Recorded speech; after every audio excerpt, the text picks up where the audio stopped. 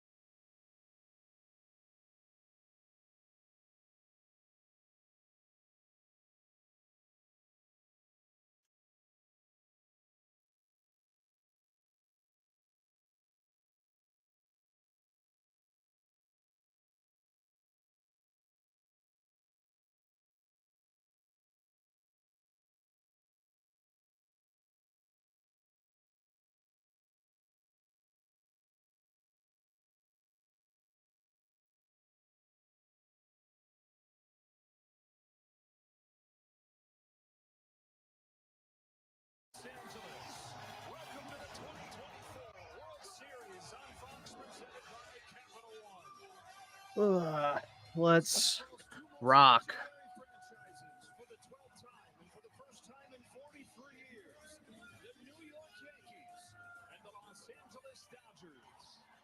I don't know how long this will be up before we get booted. I have no idea.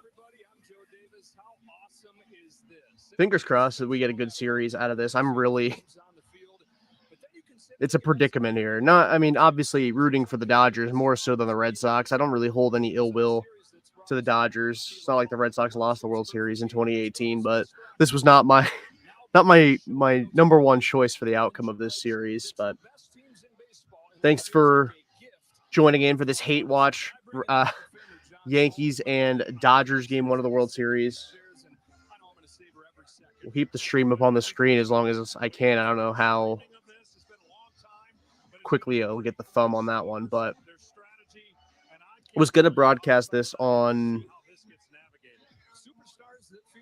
Twitter, but I'm not giving Elon Musk money for the sake of broadcasting this on our Twitter account. It's one of the greatest and biggest, literally, superstars that we've seen in a long time. They've dominated the regular season. One of these games, I'm going to do the drinking game of doing a shot every time John Smoltz says certain keywords. I think it'll be tomorrow. Go to the liquor store in the morning or the afternoon, rather, and come home. Every single time John Smoltz mentions the word narrative, down the hatch we go. Don't forget about us, and for more on those guys down to the field, first Tom Verducci. Well, thanks, Joe. Hitting is timing, and Juan Soto, he's got great timing. Tonight is his 26th birthday. Already he has 10 postseason. 26 years old's crazy. He's been in the league for like 900 years. Including 3 in the 2019 World Series when he won his first ring. This dude has a chance to go down as like the best hitter ever. I need him to be enamored by Steve Cohen this winter. Now for more on the Dodgers right fielder, here is Ken Rosenthal. Thanks, Tom. For all the talk about Shohei Ohtani, let's not forget about Mookie Betts.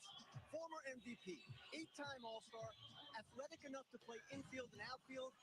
I tweeted this on my personal account, which you can see in the corner of my screen.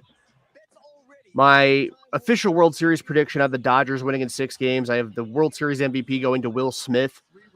I feel like it's easy to pick the star player to win it, and sometimes they are the ones who win the World Series MVP. But baseball's such a random sport. Like, it's not like there are more Andre Iguodala's winning Series MVP than LeBron's, and like Steve Pierce in 2018, Howie Kendrick 2019. Corey Seager was more in the upper echelon in 2020, but like you go down the line, it's not always that top tier player on the team that wins the MVP. And I think Will Smith's going to have plenty RBI opportunities in this series. The Yankees are going to dare him to be the one that beats them. And yeah, and if the Yankees were to come out on top, I do think this will be on the back of Aaron Judge. He hasn't really had a big postseason series in a while. I know he had a couple big home runs in the Cleveland series, but first few games of that series, he was kind of a no-show. Or first 2 games and 3 at-bats or whatever. He wasn't really much of a factor. Garbage time home run really in game 1, I believe, and then obviously had that home run off Clase in game 3. But he hasn't really had a big series since, I want to say 2018. So if the Yankees were to win the World Series, I think Judge is the main guy that does it for them. It's really never a pitcher. Can't really think of the last time it was a pitcher that won it. So what, we had Soler in 21, 2022. I can't remember who won World Series MVP for the Astros that year. Last year was Seager. I mean, 2017 was George Springer. 16 was Zobrist.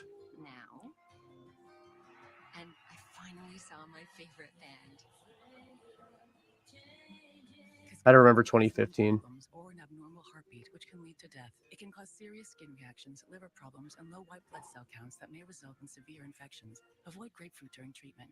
Tell your doctor right away if you have new or worsening symptoms, including breathing problems, cough, chest pain, a change in your heartbeat, dizziness, yellowing of the skin or eyes, dark urine, tiredness, loss of appetite, abdomen pain, bleeding, bruising, fever, chills, or other symptoms of an infection, a severe or worsening rash, are or plan to become pregnant, or breastfeeding.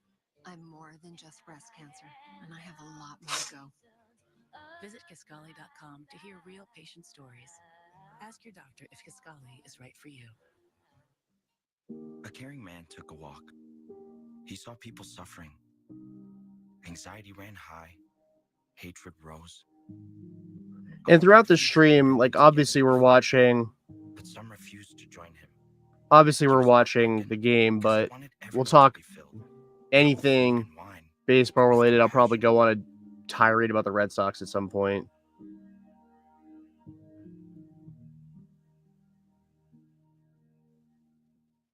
Thank you so much. That's why we do it, Marcy. It really makes all the effort worth it. Gathering the Any questions anybody may have, anybody wants to just kind of chop it up in the comments, we can talk. I'll throw comments up on the screen as well. Anybody I'm interacting with throughout the stream. No, it's the dust-based allergy. Oh, there's another one. That's why we do it, isn't it? Got a lot of dust in your... So dusty. Yeah. Ding dong. Homes.com. We've done your homework. Today, let's paint with Behr, America's most trusted paint brand. Wait, we don't have Behr. Well, with Behr, you can paint a whole room for under $100. How much did you spend? More? I thought you said you researched this. Don't overpay for your next project. Get Behr quality at an everyday low price. Only at the Home Depot. We'll see what happens. It's almost game time. You ready? I'll turn the sound off or something on here. Guess they still don't think you're ready for this job. Maybe they don't.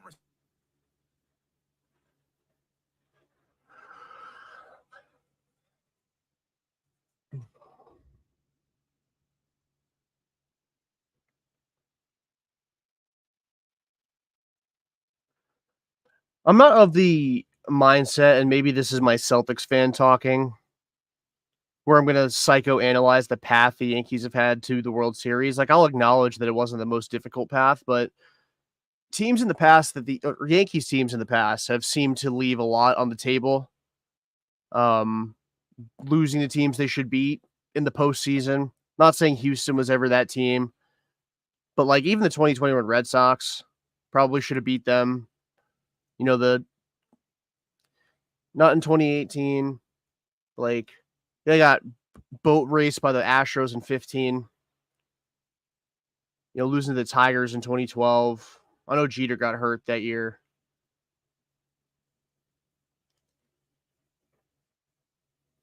And also in series that they have won throughout the years of late, like taking much longer than they should. Like in 2017, they were, you know, fell behind 2-0 in that series, came back and won the series, but And maybe it's just anti-AL Central bias, but I just am never really overly impressed with whatever team comes out of that division.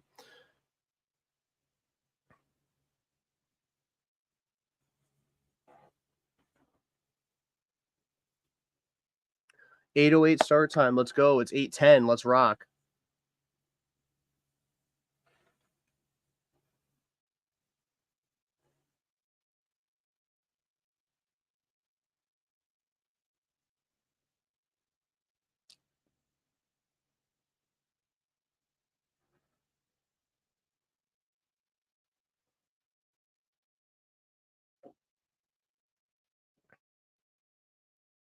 This is definitely like the MLB establishment pick for the World Series. You get the two most marketable stars in the league going toe-to-toe.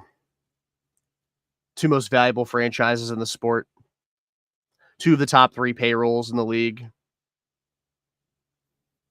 Maybe from a storyline standpoint, maybe they would have preferred Mets Yankees, but I don't think so. I think this was the matchup that if Major League Baseball took Truth Serum in March, this was the matchup they were rooting for.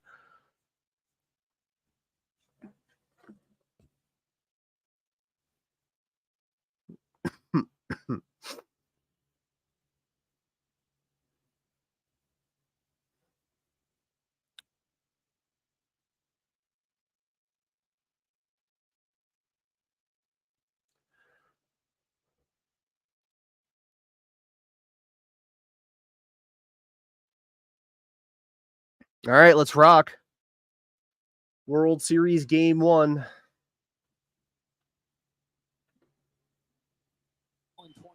Looking for their first World Series win in a full season since 1988. Something to watch out for Jack Flaherty early is going to be his velocity. It's been way down in the postseason. And 96 to start the game, so he's a little fired up. To make his breaking balls an issue for the Yankee offense. All right, well, his first 2 heaters are any indicator. He came to pitch tonight. It was down to like 90, 91, those 2 starts against the Mets, and obviously he dominated the first one, was really bad in the second one. That doesn't chase very much. You got to get ahead of the count. Win the count. Ooh. Oh, okay. Chase refers to anything outside the strike zone that you can get a hitter to swing at that would be a ball. And basically, both these teams own the strike zone. Torres on 2-1. Let's rock. This series for everybody is going to be like drinking. And there's that man. There are so many things that this series Soon to be the number 2 highest paid player in the sport's history. I wonder if his deal will exceed 600 mil. I'm sure it will. He's 26, so 15-year deal, 41 years old. 280 last season. They trade for Juan Soto, really the one guy that it felt like could unlock that roster. And it's the least surprising thing ever that he's been a perfect fit in New York and that he's once again owned the postseason. On a 1-0 from Flaherty, Soto takes. I need Soto to be on another team though, because I love this dude, and I have to hate him because he's a Yankee. Like I can appreciate his greatness, but I can't like enjoy when he does good stuff. Like that home run he hit against Cleveland. If he's still on the Padres or if he's still with the Nats or any other team in baseball, I am going crazy. Super, super cold celebration. But because he's a Yankee, pisses me off. He's the guy that embodies that approach that they've become as a lineup. Just such a stubborn hitter.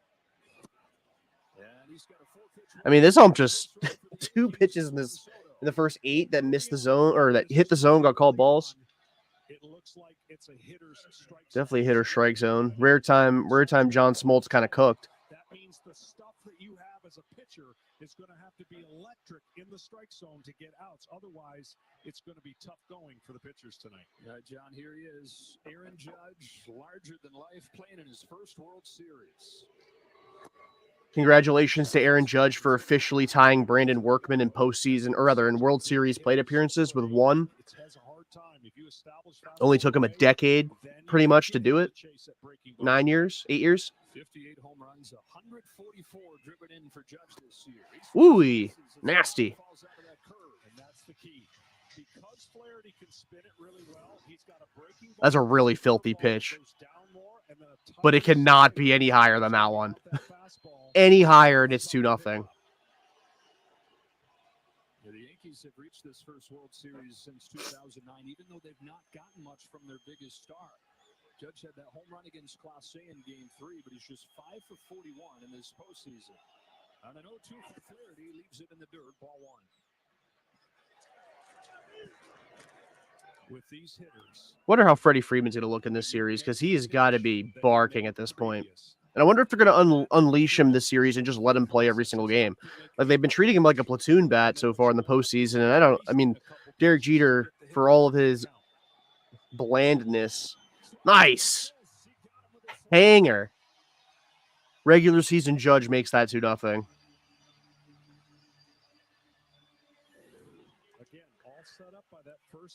But they've been treating him like a platoon bat, and Derek Jeter brought it up in the pregame, I think, Game 5 of the NLCS. It's like he's not recovering because he's still playing, but he's still hurting like crazy. And then so he has to endure pain when he plays, and then he's not recovering when he's getting days off. So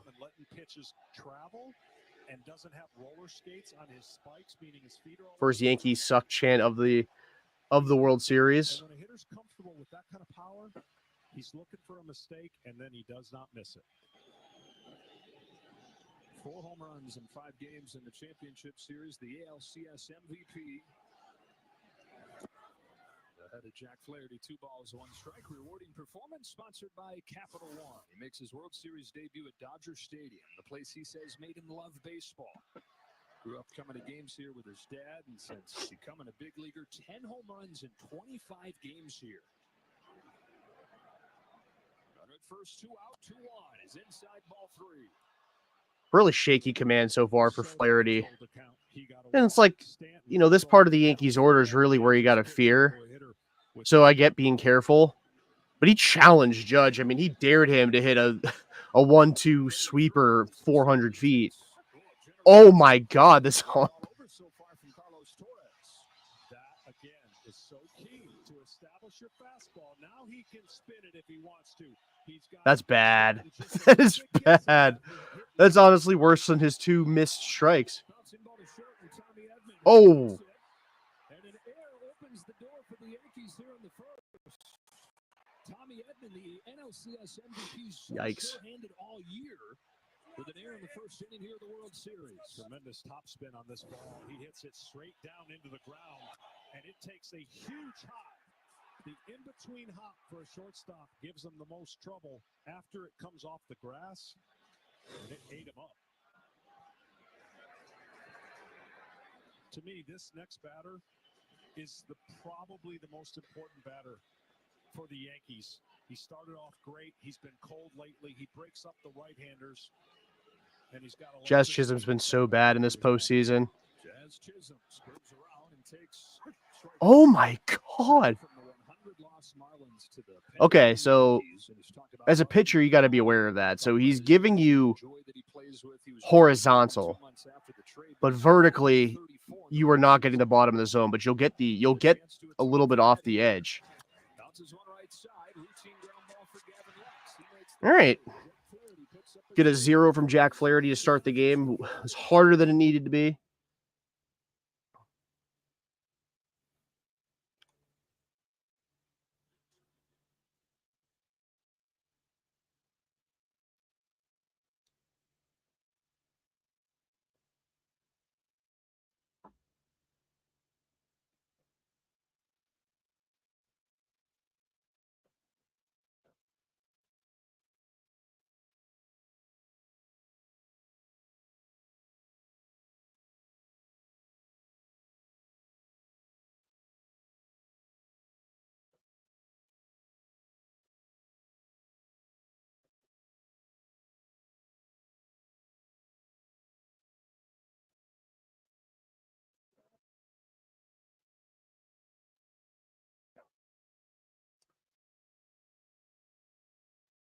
Curious to see how Garrett Cole responds to the environment here.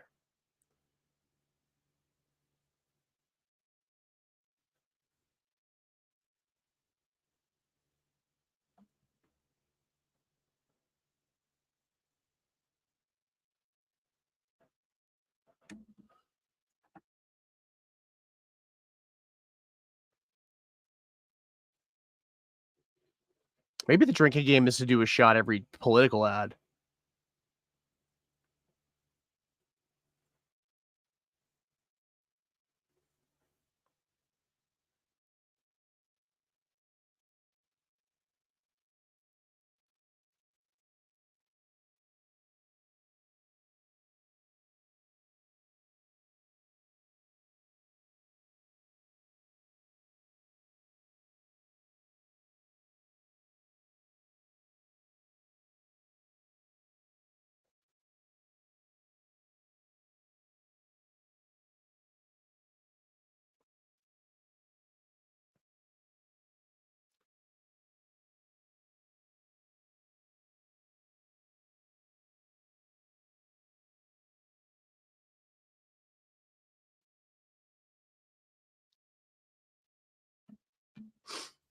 All right, let's rock. World Series debut as part of this Dodger lineup from their manager Dave Roberts. Ohtani and Betts both really turned it on during the championship series. Freddie Freeman is back, playing through that sore ankle. Hernandez, Muncy, and Man, they got Will Smith hitting in what, the 7 hole? Yeah. He's going to get some serious RBI opportunities if postseason Kike doesn't clear the bases every time. He's got an opportunity. It's been an up and down postseason, but John, if Cole and the Yankees starters pitch the way they're capable of, this becomes the biggest single advantage in this series. Yeah, it really is. They need Garrett Cole to continue kind of the record they have in his starts in the postseason. 13-7 when he starts. He's off to a big-time challenge facing this guy. The one-of-a-kind Shohei Ohtani. Bang! Shohei. Oh! I got fooled. Of his World Series career. Dang. Nothing better and more nervous than to throw a first pitch. That was exciting. To Ohtani. But the best part is you get it out. The nervous part is you think you might have given up a home run. So challenged him right away. Garrett Cole may not have his electric fastball that he had before he got hurt, but he's still got a good enough fastball. He pitches with gears, two-seam fastball, curveball, slider, and changeup. One MVP to another here in Mookie Betts. Anybody's on base. That ball's hit 500 feet.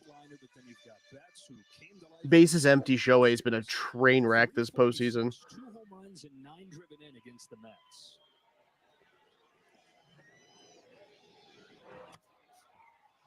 When you play with the greatest player in the game, he makes the other greatest players in the game look a little normal. He made Mike Trout look normal. And now Mookie Betts, he's one of the top 5 in the game, and he gets to bat behind the greatest player in the game. That makes the Dodgers special. This is fly ball to left field. Verdugo paused it first, now goes back onto the track. We got dead balls in the World Series.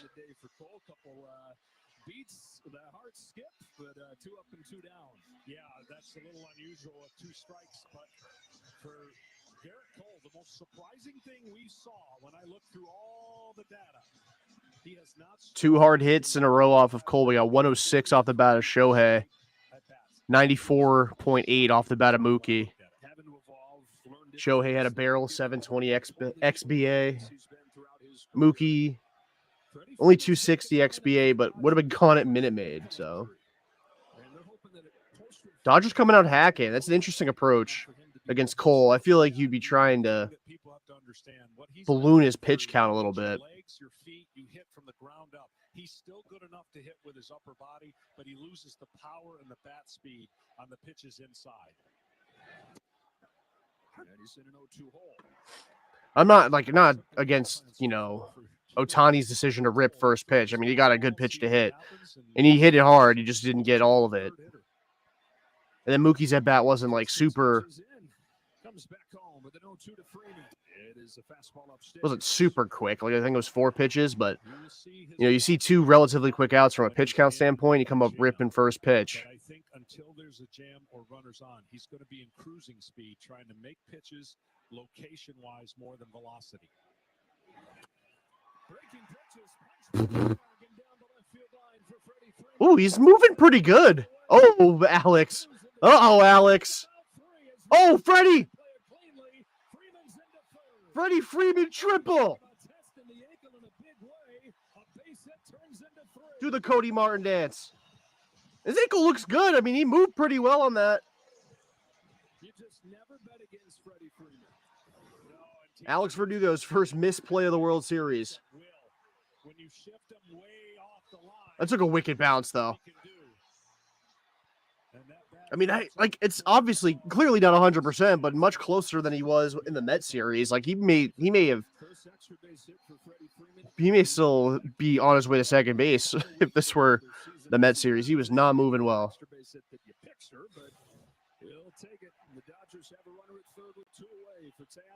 All right, Teo, let's rock. They are coming out hacking against Cole. 4 batters, 3 first pitch swings. Game was encouraging for the Dodgers. He got flatter with his bat in the zone, was getting too much tilt and swinging uncharacteristically in that previous series. Because he was their best hitter during the division series against San Diego. A lot of swings against Cole and a lot of good ones, too. I mean, the Freddie one was kind of a little meh swing, but 92 off the bat of Teo, had an 830 expected batting average. I mean, they're getting good swings off in this first inning. So I don't know, chalk it up to jitters for, both sides. Like Flaherty was erratic with the command. Sure, he was throwing harder, but the command was not very good. And even against Judge, like he got pretty lucky with that strike 3. He threw a hanger that, again, regular season Judge just doesn't miss.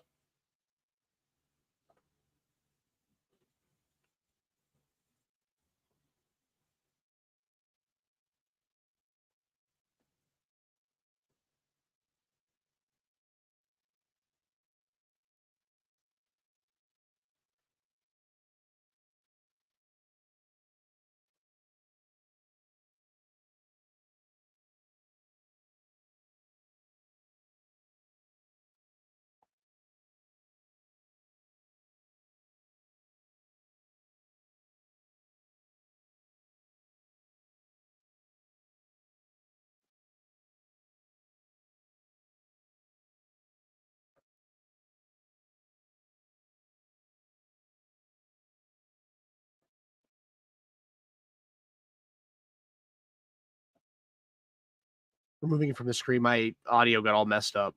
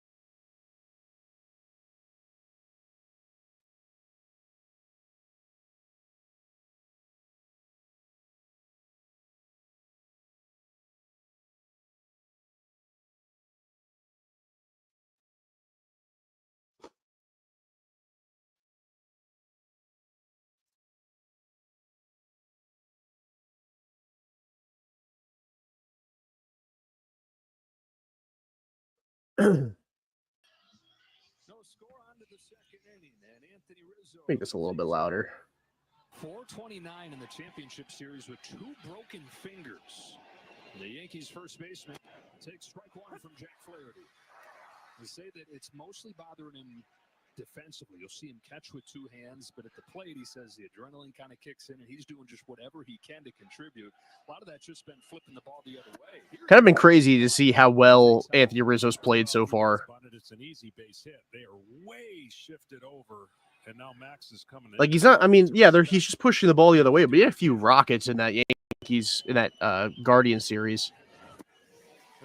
That's the knuckle curve that Flaherty needs tonight. That one, not the ones he threw to Judge. That first one was nasty enough to Judge, but it like literally an inch or two higher, and it's a different score. Oh, my goodness. It's happened a few times this year, John, where it'll drop down to 90, 91 one start, and he says that he just feels out of sync with that delivery. And it's like, okay, it seems like where there's smoke, there's fire, but then he'll come back in the next start, and it's way up. Well, he's such a good athlete. Making the adjustments should be easier to him.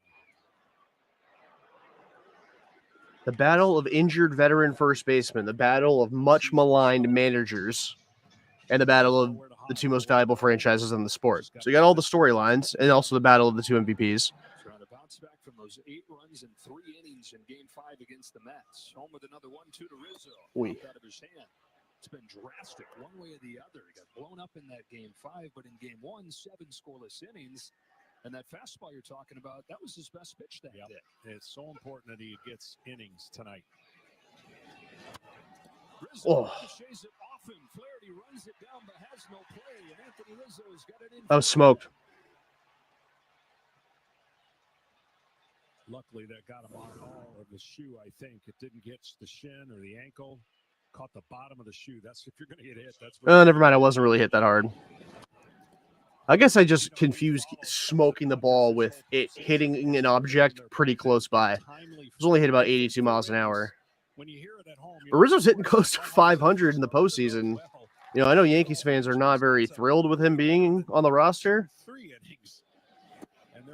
But I mean, you're getting production. In motion for how Dave Roberts is going to use his electric pen. Anthony Volpe here with a runner at first, nobody out. 23-year-old shortstop has been at his best so far in his first October. On base, nice catch, Will. This postseason. We saw earlier this year, John, he had flattened his swing, got a little bit too uppercut as a rookie last year. It looked awesome, but it came and went. Well, it's back. It is back, and good timing for him and the Yankees. It's no different than a pitcher. We talk about the front side staying in as a pitcher. The front side of a hitter and not opening too soon is huge. And when you get in that bad habit, you then can't reach anything outside. You can't go the other way. You swing and miss on breaking balls. So keeping that front shoulder in, staying on the ball is the term. That'll serve him well. 1 ball, 1 strike. Volpe takes a curve. Flaherty needs to be careful.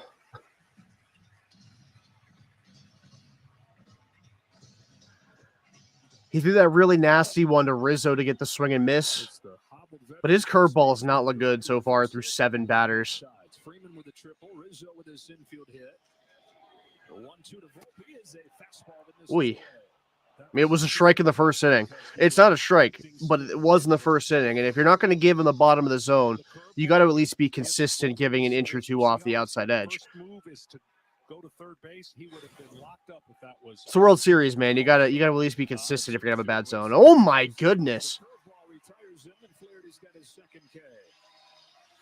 We take a look at Fox Foresight, powered by Google Cloud, giving the Yankees 46%. It's just not a good pitch. Runs. Why is that? Well, they average 5 runs per game in the regular season, and so far in the postseason, they've done it more often than not. Here's one of the breakout stars from the regular season in Austin Wells coming to the plate. The rookie catcher. Wells is a dude that could have a big series here. But back to the end of the regular season, he's in a 5 for 74 slump. Yeah, that slump's bad, but moved down. Now he did respond with a home run when he got moved down. Right. But here's the part of the order for both ball clubs that getting on base, turning the top of the lineup is huge. I like the velo point that Flaherty's at. He's kind of sitting 93 to 95, topping at 96. But that curveball does not look good. It's just not. It's going to come back to hurt him if he doesn't get a grip on it. Right there. That's a great pitch.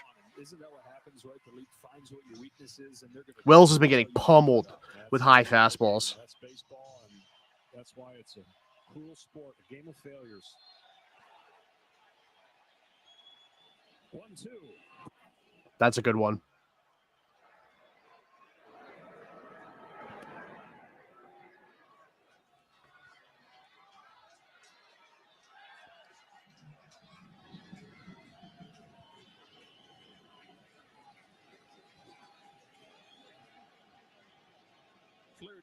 Torres with the 2-2, and it's tracked over Freddie Freeman. Long run for Gavin Lux. Freeman now back to the bag. Yeah, Freddie's moving pretty good. Position goes Rizzo to away. Play the MLB playoffs. Those few days off really did him some good. It's free to play. He looks good. Download the Fox Sports app and make your picks for a chance to win your share of $20,000 in cash prizes. Go 2 gone in this second inning. It's Alex Verdugo in his first season with the Yankees. Yeah, playing his old team here, back where he began his career in L.A. I'll be sick to my stomach if he has a big series. The pitch, really good pitch. Yeah, he's been struggling of late and really been doing it. He's not been struggling of late. He's been bad like this year. Like he had a good April and has been really bad since. They're just 194 in this postseason for Verdugo, but the defenses continue to be really good. And they got enough big bats in this lineup where they've been able to live with that. Trying to get it turned around to Torres at the top of the I really thought Verdugo was going to be a good fit for the Yankees. Bang. Out of it. I haven't thought either pitchers looked overly impressive. I've been more impressed by Flaherty. I mean, Cole gave up loud contact throughout that inning other than the Freeman triple, funnily enough. The worst swing yielded the best result. But Flaherty has located his fastball very well. The curveball really hasn't been very good, but he's gotten a few whiffs on it.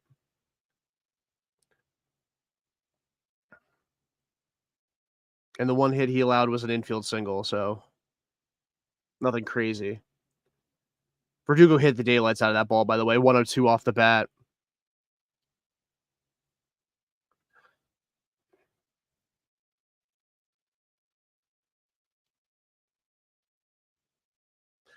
So we'll see how this progresses. It's not... I think this is how the series is going to go. Like, I know both offenses are kind of designed to put up a lot of runs. Yankees more from the top half of the order. The Dodgers a little bit more complete, but not necessarily by a lot. But I think this series is going to come down to the starting pitching. I know that's kind of a coward's way out of giving an X factor, but like I think whatever team gets more out of their starters, whether I don't think that necessarily means innings. It just means, you know, keeping their team in the game. Like if you're not going to have, you know, 4 or I guess 7, if this goes the distance, you're not going to have 7 great starts. But how bad are the bad ones? Let's take the Mets series for example. Jack Flaherty had a really good start and a really bad start. But if his really bad start was like 4 earned over 3, as opposed to 8 earned over 3 or 8 earned over 4 or whatever, like how bad are the bad ones? Both teams are probably going to get 2 or 3 really good outings out of their starting pitchers in this series. But is a bad start going to completely take you out of a game? We'll see. I think from a Yankee side of things, it depends on who the guy is. Like if it's Garrett Cole that has a bad start, like he's their leader of their rotation. That's like it's not like Marcus Stroman has a terrible start. You know? Like I don't want to say you expect Stroman to have a bad start, but Cole's your guy. The Dodgers pound him. Pause. If the Dodgers work him, like that's got to be so dejecting, knowing that like game 2 is Luis Gil, I think, or no, it's Carlos Rodon. What am I thinking? It's just the drop off from 1 to 2 is insane. Not that Rodon's terrible. It's just you're dropping a lot from Cole to Rodon, as opposed to the Dodgers going from Jack Flaherty to Yoshinobu Yamamoto, who is probably their ace. You know, but we'll see. Muncy was a demon in that series. If Tommy Edman didn't drive in like 400 runs, Muncy would have been MVP of the NLCS. Swung at the first pitch. Tells me the Dodgers are going to be aggressive on a team that really is not that. Yes, John. If they're swinging at a lot of first pitches, that is usually an indicator they're being aggressive. Especially when it's this big of a moment and what the team's trying to do against you. His 2-0 to Muncie is a curve in there for a strike. And statistically, we've never had a World Series matchup with two teams this good at that patience and power combo. And I would think for a pitcher, this is extra hard work. Sure is. I mean, you got to basically approach every hitter like a ninth-inning batter. Little pop-up, foul ground. Jazz Chisholm runs over there. Nice play. The perk of having a center fielder playing third base. It's made the umpiring crew a big deal for these guys as well in the World Series. Mark Carlson has been in the World Series a couple times, but he's the crew chief for the first time. And Carlos Torres calls balls and strikes. See, this guy at the plate right now, you have to be on alert. He wants to swing at the first pitch. And if you're going to throw a first pitch fastball, it better be time for Kike. Because we know the electricity in his bat, the 15 home runs in the postseason speak to it. And he has hit Cole hard in his career. Postseason Kike is a freak, dude. I mean, look, he's like top 20 all time in postseason home runs with 15. He's tied with Babe Ruth. It's only 2 behind David Ortiz. Too many 2-strike counts. So again, that's what I'm seeing early. Dodgers are looking for fastballs, trying to hit them.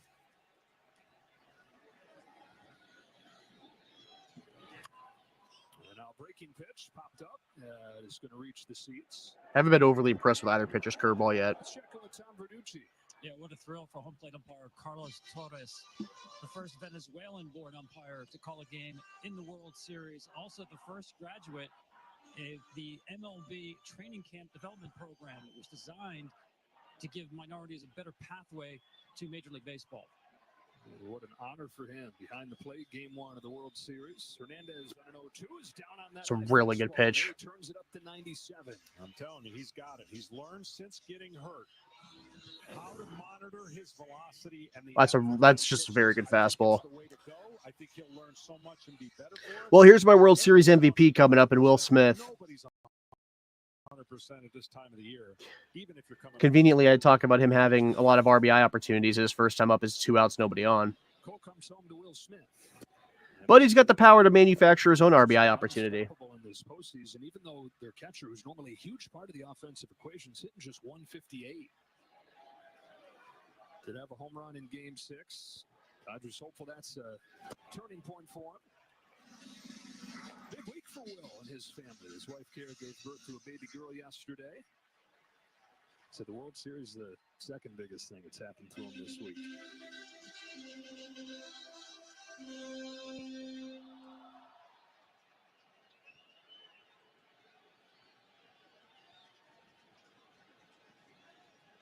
Cole's 2-0 pitch. Smith takes ball 3.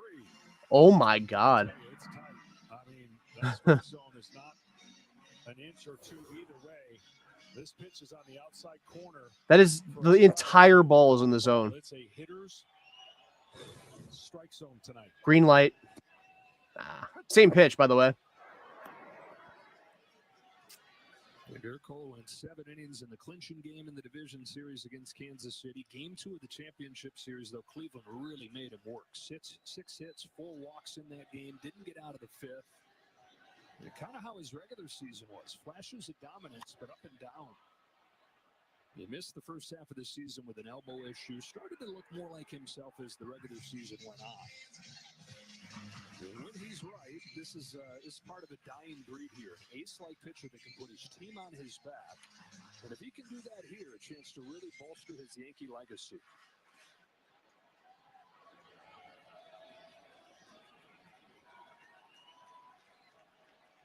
"34-year-old in his 12th big league season. Home with a payoff to Smith. And he got him with a fastball. Back-to-back Cole's hit 97. Good luck tonight. for Garrett Cole. Top of the Yankees order coming up.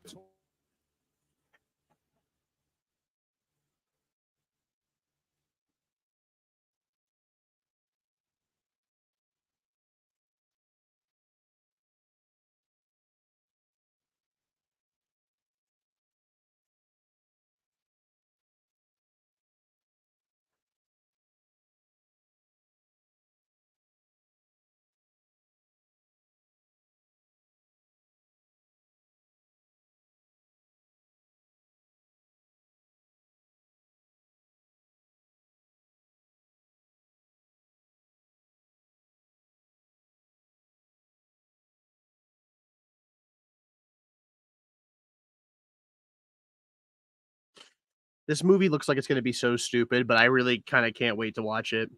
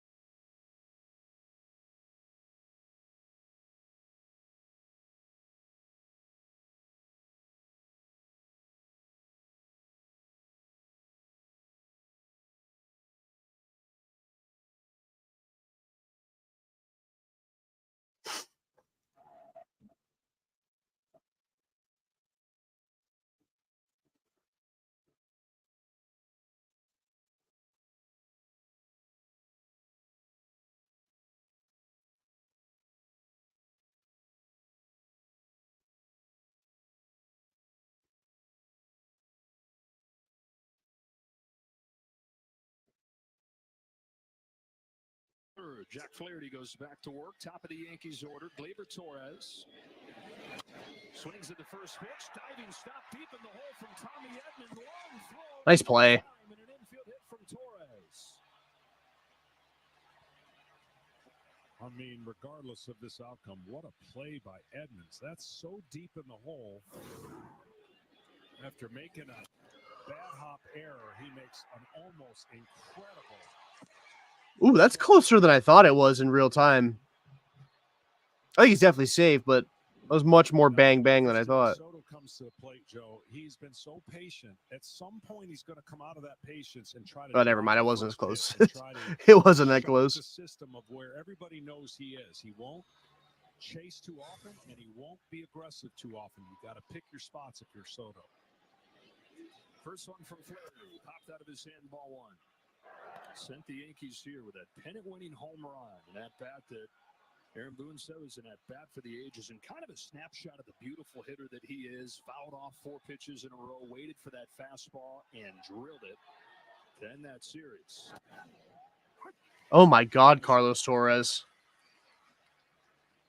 So that side of the plate is where there's going to be an inch or two. Yeah, it's kind of been all over. I know mostly tight, but there've been a few. World Series game 1, by the way. Like, let's be serious here.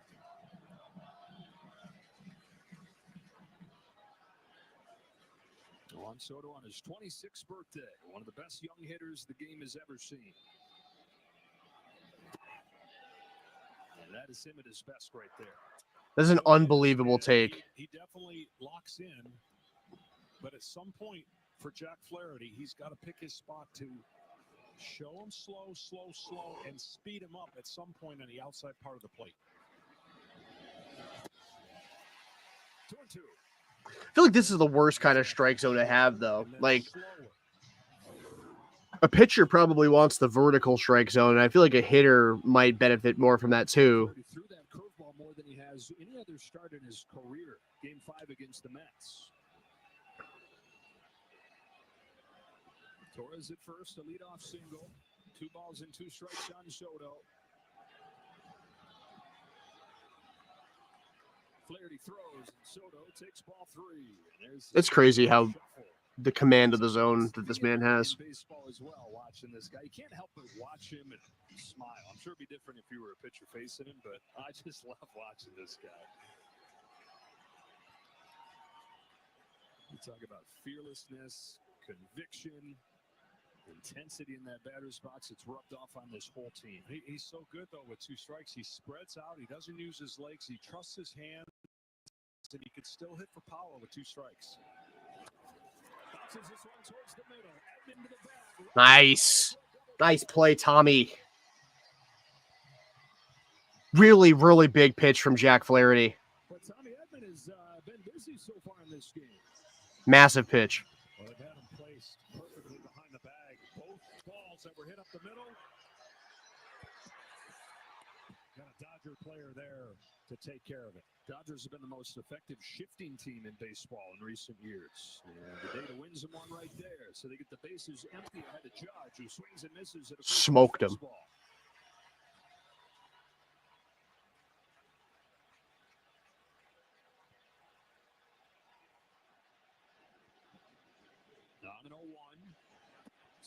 That's the curveball right there. That was filthy. Even lower than the one he got the chase on in the first inning. After every single game, that's what the postseason can do. Now staple him to the plate here. Your head and be the beast you were in the postseason, in the regular season, and know that you're going to win every matchup. Right now, the pitchers have had an advantage over them. I wouldn't go down and in. I go down and away with about 94. 0-2, Judge. High and away. Went high and away with 94. Struck him out in a breaking ball the first time. Still think I'm going heater here. 32 years old in his 9th season, finally in the Fall Classic. Change the eye level. Go down and away. Another 0-2 from Jack Flaherty. Went to the curveball. Okay.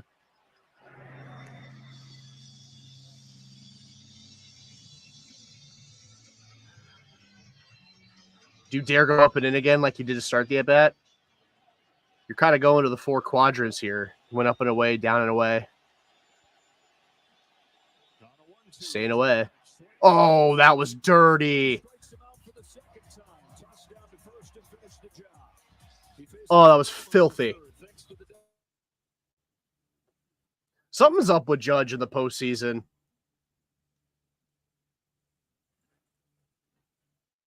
Like, he's not, I mean, I guess compared to his, like, relative to their regular season numbers, Judge is one of the bigger playoff droppers in the league, in, like, the history of the league. Like, 173 career WRC plus, 105 in the playoffs, not counting his over 2 with 2 Ks tonight.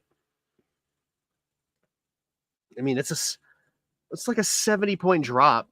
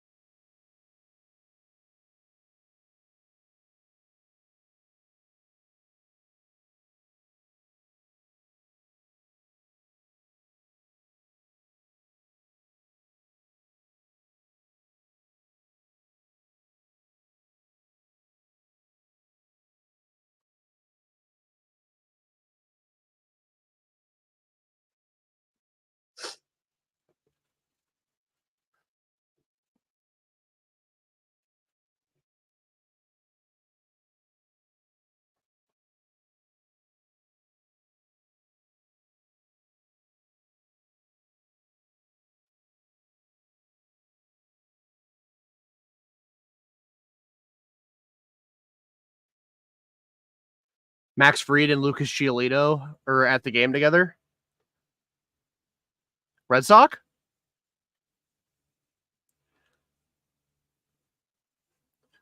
Better be a recruiting trip. Jack Flaherty, 3 scoreless innings. I need 25 recruitment hours put in on this World Series game. Execution. I think the stuff is really good. He mentioned the last game that the game sped up a little bit on him. I think right now he's really in complete control. Made a big pitch to Soto right there. I think the spin's good. I think the fastball's playing up. So right now I feel good about where he's at. Even the pitch count's right where it needs to be. Freddie Freeman, what was your reaction seeing him leg out that triple? Yeah, I'll take 90 feet every time I can get it, but I would have sort of been content with the stand-up double, but he's a baseball player. He legged out an extra 90 feet, and the swing looks Freddie Freeman confirmed baseball player. Right now, knowing it's stressful, but how much fun? I'm having a blast, Kenny. I'm not showing it very much, but I'm having a blast. This is what you live for, and I'm excited for the players. I'm excited for the fans. Dave, thank you. I think everybody feeling the same way. These iconic franchises waiting and waiting and waiting. I kind of like these manager interviews. I don't know if that's an unpopular opinion or not. Matchups in a 40-year span. 43 years since though. Locks lifts his Nope. Right center field.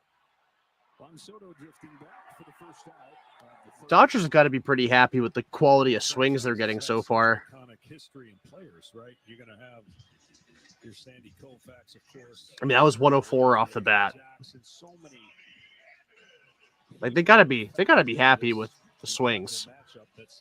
No, not really getting the results so far, but the swings have been money. Feeling is as strong as ever for both these teams. You get the drought the Yankees have gone through. They got their stars in their prime. You have 1 year of Soto guaranteed. You don't know beyond this year. Tommy Edman takes a strike. Dodgers, the recent postseason disappointments. You bring in Ohtani. And so you've got those World Series or bust expectations in this head-to-head collision. These teams having broken through. My boy Tommy Edman. They're now 4 wins away from a parade. The ball and a strike on Edman. And in a game where the young players had such an impact and been so great, these are the 2 oldest rosters, basically the 2 oldest rosters in the league. And a lot of veterans, a lot of guys who have been through the battle. All right.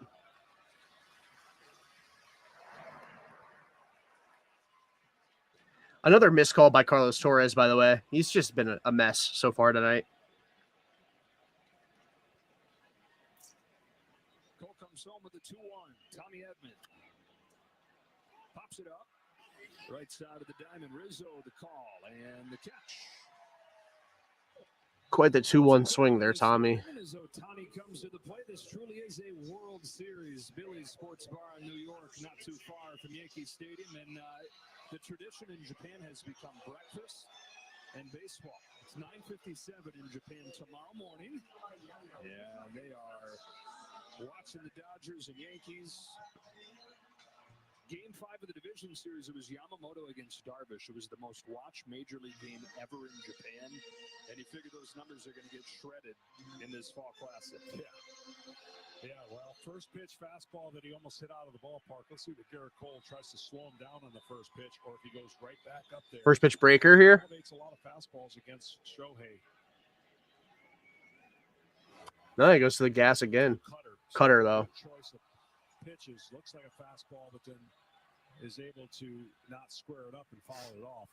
For Shohei Ohtani, there's no one real great way to get him out. But what you have to do, and what the Padres did, is slow away, then up and in, trying to get his eyes in 2 different places. And there's the changeup for Slow. Because he's so good at handling the fastball in the zone and can go to all fields for power, you have to get him to see velocity at some point, but then that velocity becomes harder after seeing a changeup. Takes that cutter upstairs. He's ahead 2-1.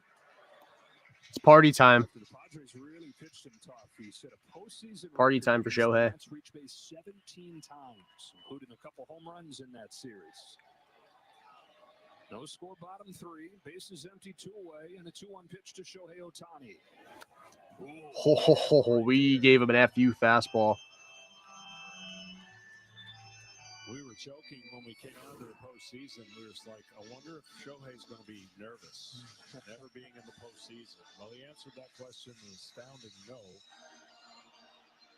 It's funny, the press conference right before the first game of the postseason, because this is his first time in the playoffs. They asked him, are you nervous? And before the interpreter could interpret, he said, nope. Understand it in perfect English. Didn't want to wait around to get that translation. That's filthy. Pitcher's duel early.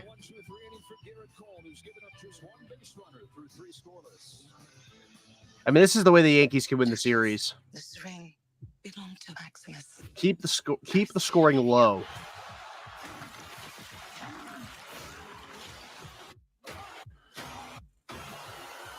Strength and honor. Strength and honor. Rome has taken everything from me. I will have my vengeance. This is how Rome treats its heroes! Rated R. I'm your football-obsessed best man, and I think you having your big day during the big game is the worst. What, are you kidding me? Physically, I'm right here, but mentally, I'm here. Yeah, I do. Come on, speed it up. When all eyes are on you, my eyes are glued to the game.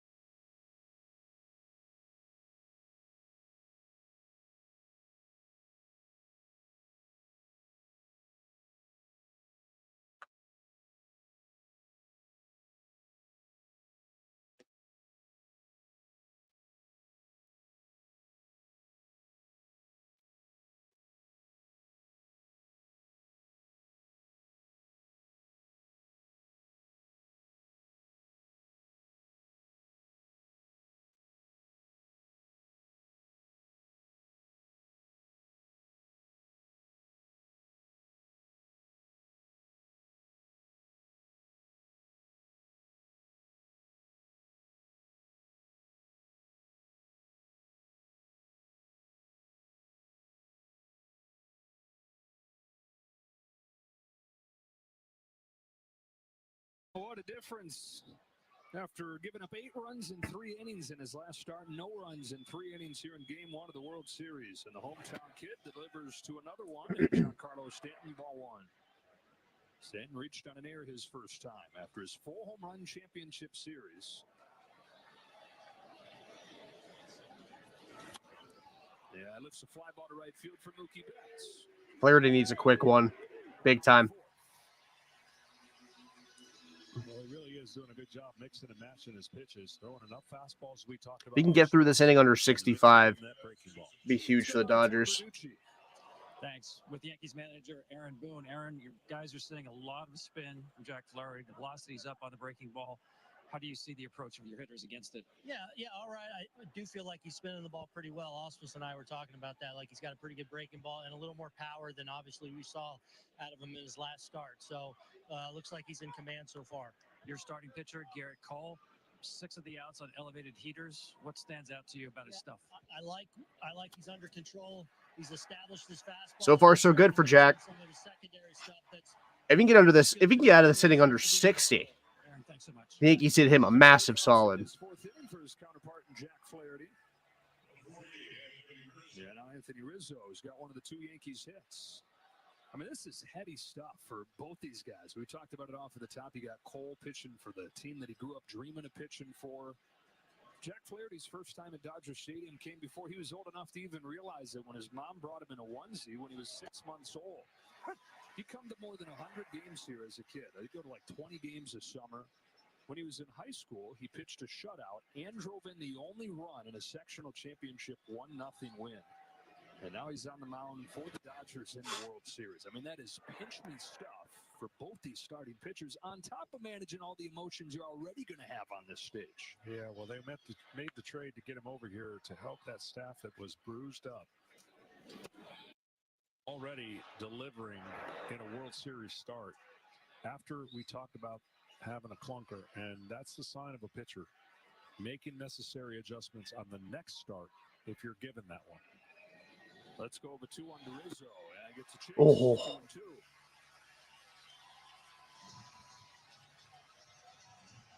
That breakers looked really good the last 2 innings.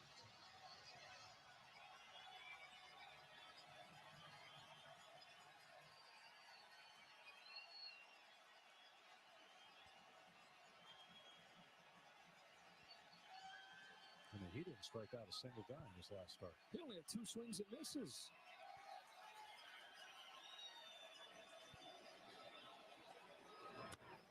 Rizzo pokes this one to left field. Teoscar Hernandez is there. That's a big inning for Flaherty. He got through it quickly. He's got an 8-pitch 4th inning. And the heart of the Dodge order.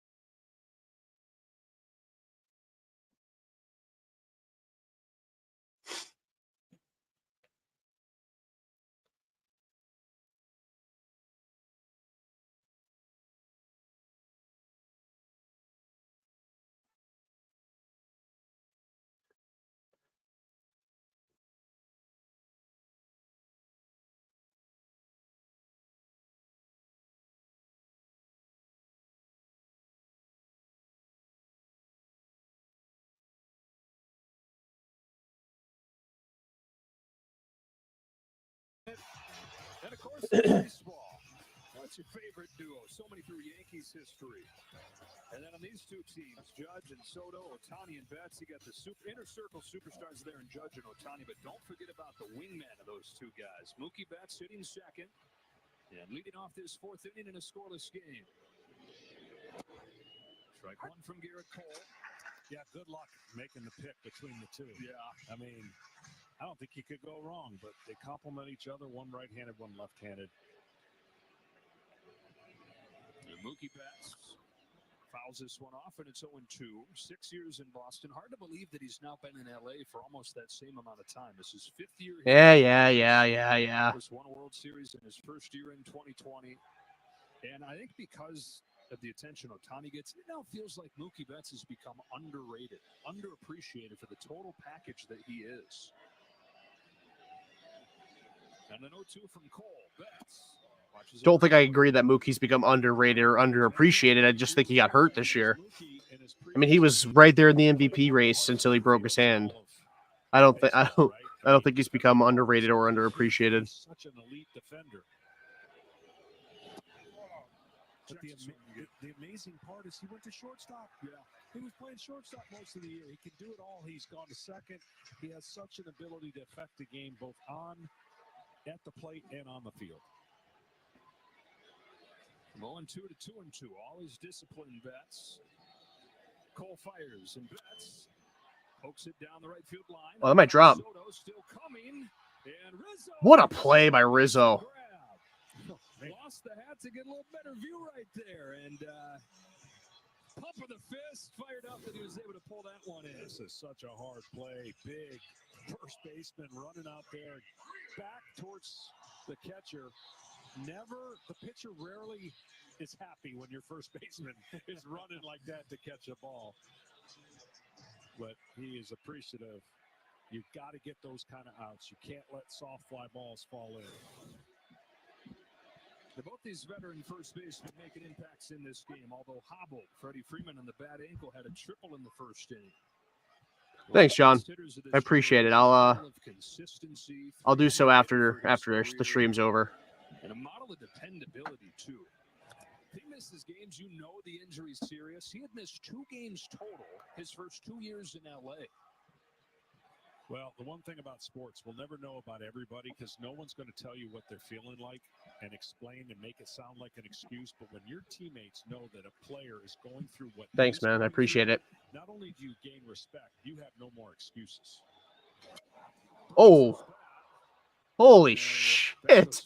Out there by Rizzo. Ball dribbles along first.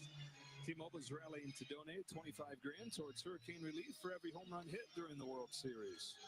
Plus, then you text rally to 909. Right down the seam. Jesus Christ. Donate another $10. Destroy this thing. Yeah, right off the end. That's what happens when it hits off the end. Almost cut in half. Laid that bad boy. Freeman's been going through like a 4-hour pregame routine with physical therapist Bernard Lee just to get the swelling out of that ankle, just to get the pain down to the point where it's bearable. And at first it was just running that was bothering him, but it started to bleed into his swing as well. Another 0-2. Just break another bat. Jeez. Rizzo takes it to the bat. Freddie Freeman to go months at a time without breaking a bat. Good Lord. 2 back-to-back pitches. Tonight's telecast is sponsored by Capital One. What's in your wallet? This is an expensive at bat. And by Call of Duty Black Ops 6, available now, rated M. You got to get a little satisfaction out of this if you're a pitcher, don't you? He's in no man's land is Cole. He kind of freezes because the barrel of the bat's coming out towards him, so he couldn't cover. And it broke the same way too. Like, taking the bat out of someone's hand, like Freddie. Sure, like it's crazy enough to break the bat twice. Two bats in one at bat. Same way both times. Not walked anybody. Bases empty, 2 out here. Tasker Hernandez lined out his first time.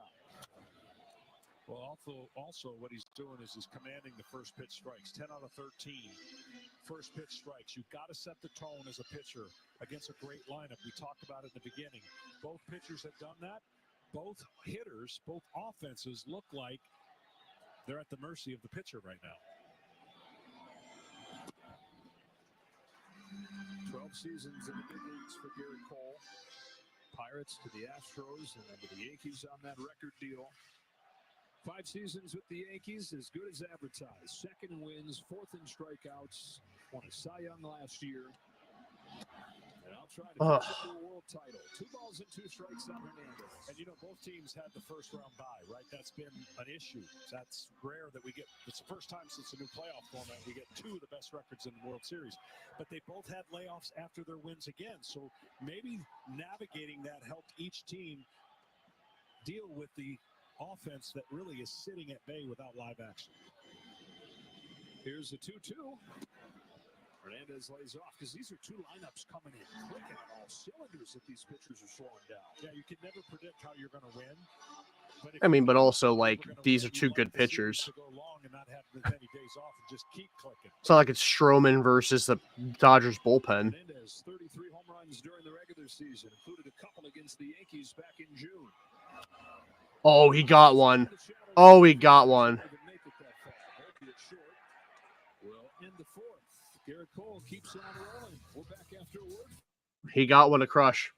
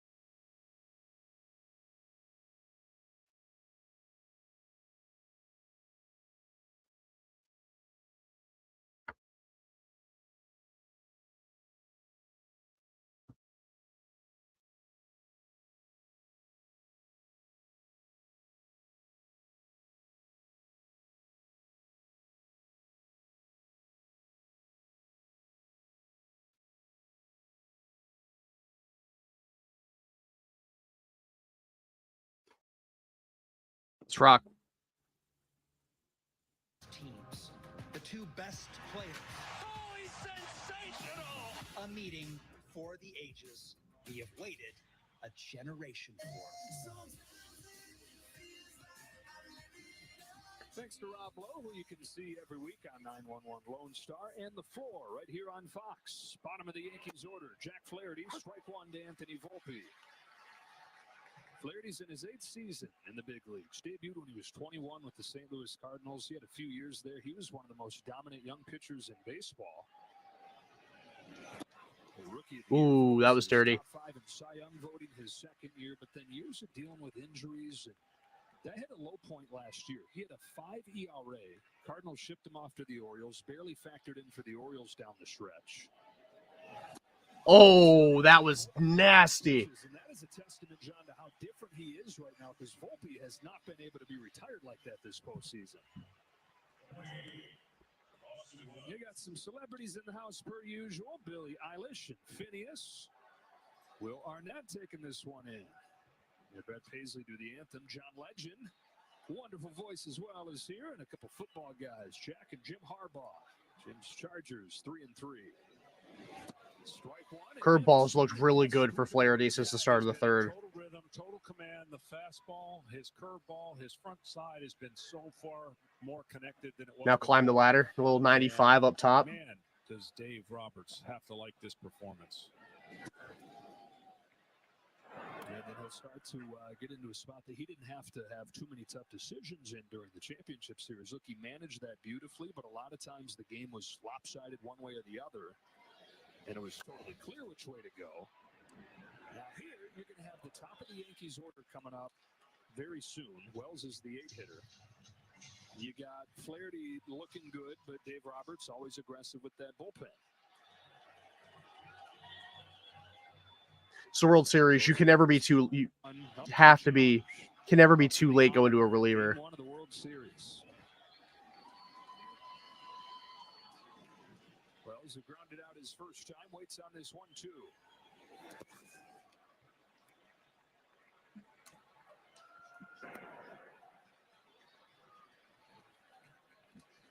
Flaherty's gone from that 5 ERA last year to the best he's been in years this year. 13-7. ERA right around 3. Signed a 1-year contract with the Tigers. Traded over here to the Dodgers just minutes before the deadline. And where would LA be had they not made that deal? Probably not here. Filthy. On swings and misses. Well, to show you how uncharacteristically it is for the Dodgers to see a starter go this far, coming into the postseason, His breaking ball's been gross the last 2 2/3. 4 innings out of their starters. We're just a click below 5 innings for the Yankees. That's a little skewed by the few bullpen games. Coming into this postseason, people were talking about how does Dave Roberts navigate the World Series when you don't get length out of your starters. Well, first question has been asked and answered tonight. This is the biggest at bat since the first inning for Flaherty.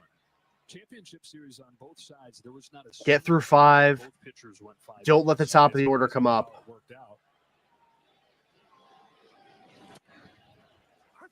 But you're seeing a confidence and a rhythm of a pitcher that If he can get Verdugo here, wasn't there in the last start. it'd be gigantic. Start the 6th inning with the top of the order as opposed to rolling it over and maybe having to face Judge or maybe having to face Soto in this inning. Oh, big knock for Verdugo. I mean, even if this doesn't lead to anything, Yankees at worst now will start the 6th inning with Soto up. Verdugo stays back and goes the other way. Edman's been busy He just missed that. already.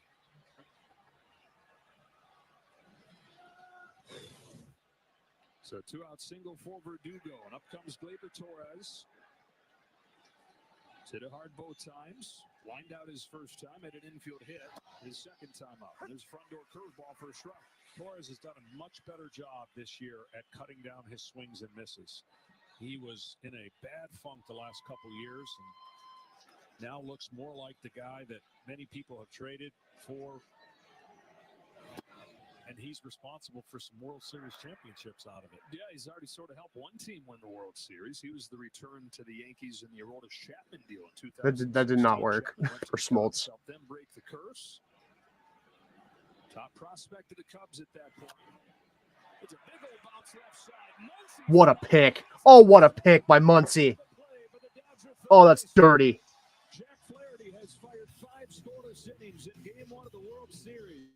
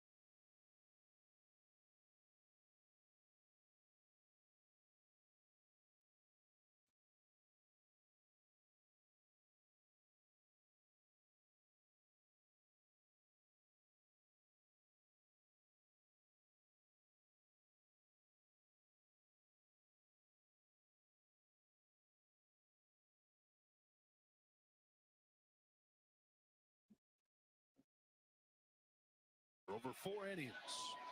Max Muncy leads up the 5th and takes Oh. strike one on a fastball.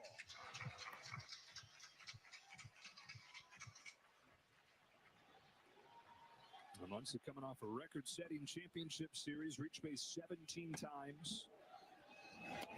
Bunts this one. Oh, come on, Muncy. Let's be serious here.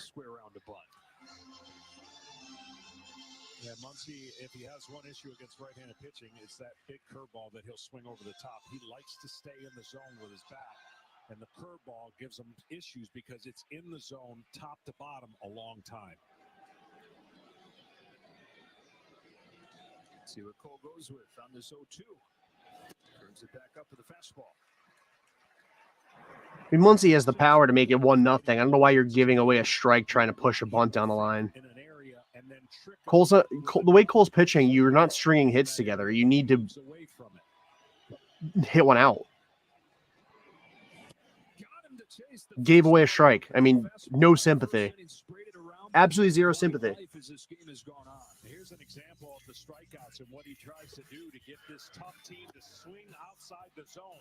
That fastball looks good to the hitters, and then he's able to get Ohtani to chase on a breaking ball below the zone. So for Cole, this last fastball above the zone to a guy who loves that pitch. No strike on Kike Hernandez. Garrett Cole, another guy pitching for his favorite team. He grew up in Southern California, but he took after his dad, Mark, who's from Syracuse and a lifelong Yankees fan. This is the first game that he's pitched in the World Series for the Yankees, but the first one that he went to was as a fan. The World Series in 2001 in Arizona. He was sitting there as a young kid. Quickly ahead of Kike Hernandez, 0-2.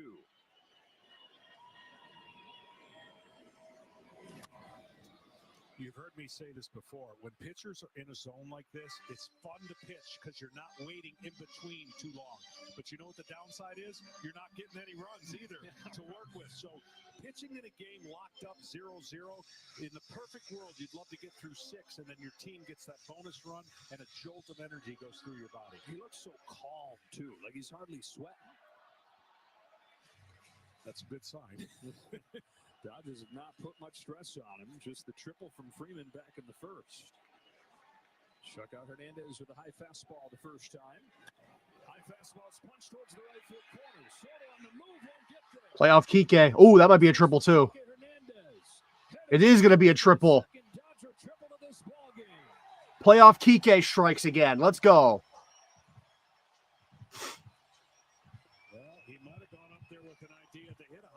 That was a beautiful piece of hitting by Kike. And he didn't try to pull it.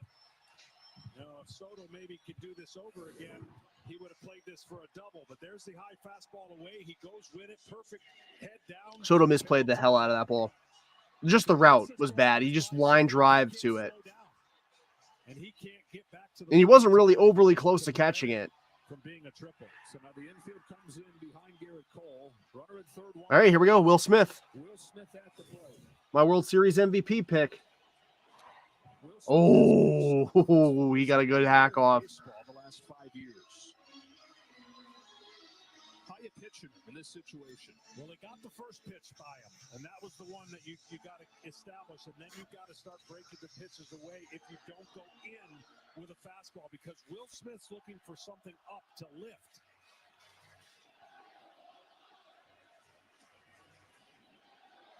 And that's the Great take. pitch.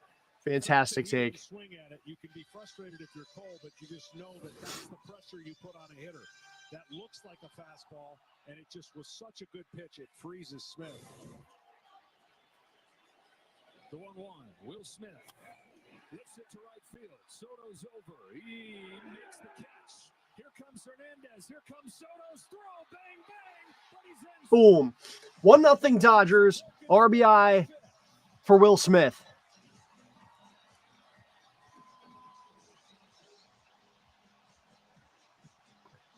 Garrett Cole blinks first. Will Smith, so reliable through the years, gets the job done, scoring Kike Hernandez. Dodgers have the game's first run.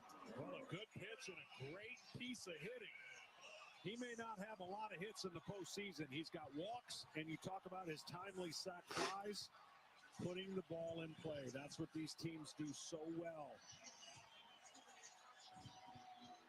And that's the part of it that we haven't touched on as much. Yeah, there's the power and there's the walks, but they marry that with the ability to put the ball in play. Luxor two-way takes the ball. Because a lot of times you see teams that are going to sell out for that power. They'll take their walks, but it comes with the strikeouts. You don't win championships if the strikeouts are part of the equation. No, you don't. You don't at all. Anthony Rizzo over there for what looks like a little pep talk, which he's been known to deliver through the years. We get a quick word from Capital One. What's been the highlight of your career? And that'd have to be Big guy. I've always been passionate about no fees or minimums on checking accounts. What's in your wallet? Anthony Rizzo's got a World Series ring and famous for his motivational talks during that World Series with the Cubs where they were on the brink of elimination and he put on the Rocky music in the clubhouse, stripped down naked, climbed on a table and gave this half motivational, half comedy sketch routine. They won that game. Did it again for Game 6 and Game 7. He was in Garrett Cole's ear right there. Fully clothed, though. 1-0 to Gavin Lux.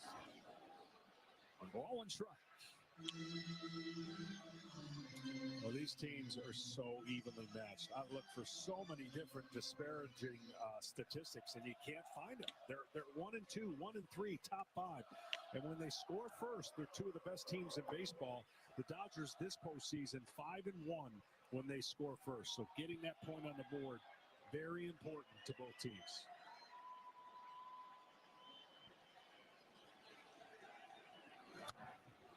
And then so many similar characters, too.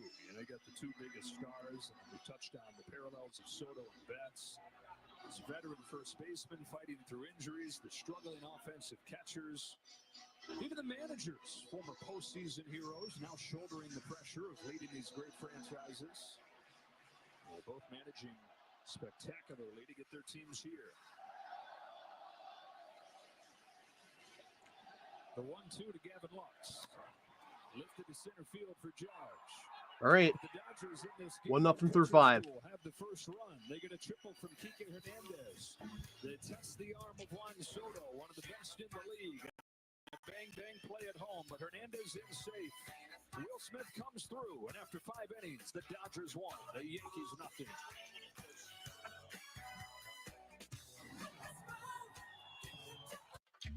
The quality of your health care shouldn't depend on where you live, what you do, or whether you have insurance.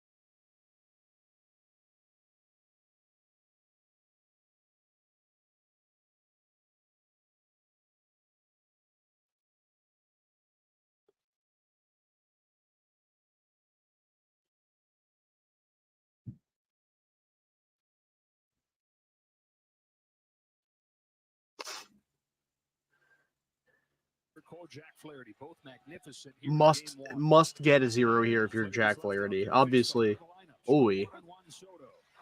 obviously every 0 is important, but fresh off getting a run, heart of the Yankees order up, have to get a 0. That's why he's given up no runs against the Yankees.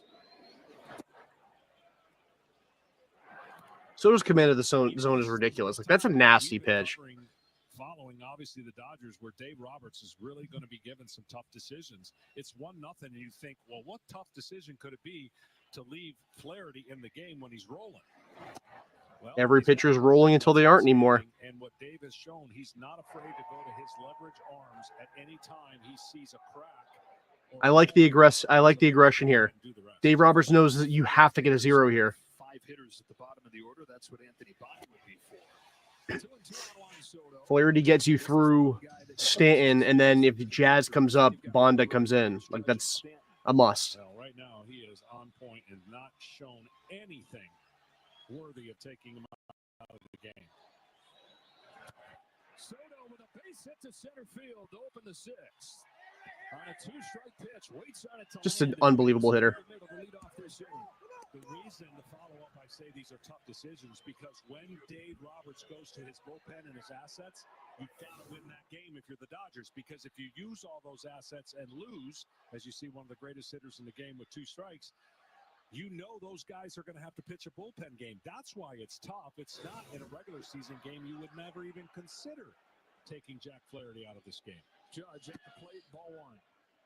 So leadoff single from Soto. Velo down for Flaherty. That was 91. And in 15 of his 33 at-bats in this postseason.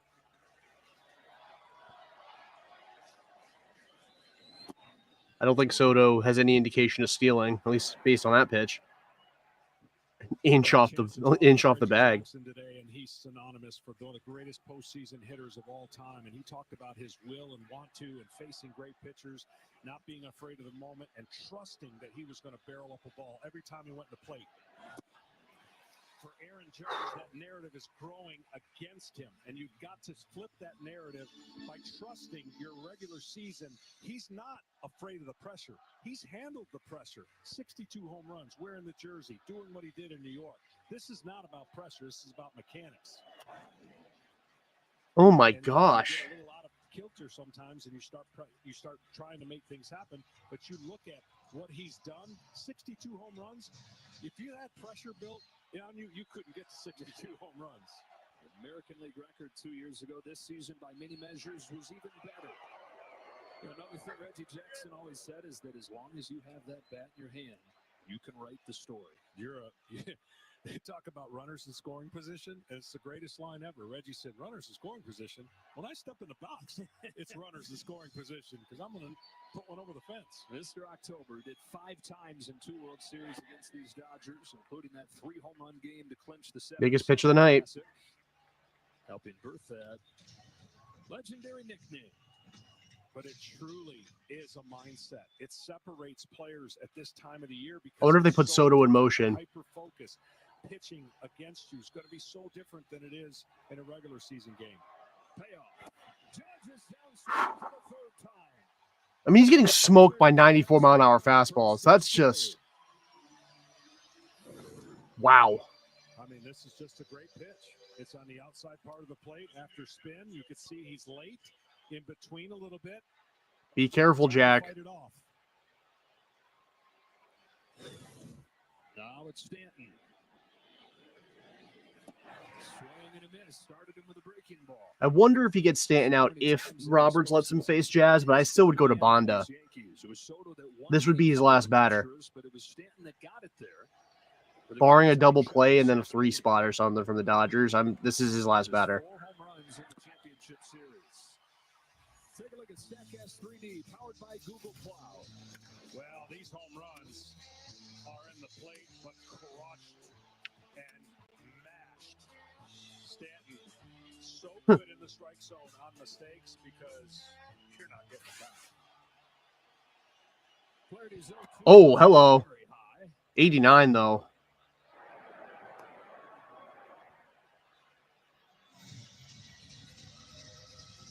Good job by Will Smith to go up and catch that ball. Keeping the tying run over there at first base.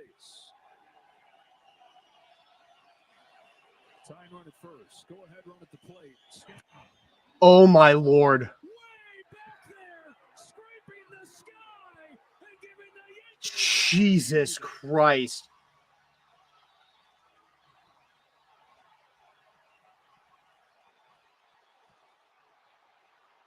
Wow. I mean, that ball was just bullied. You deliver this time of year, you can rewrite your whole story.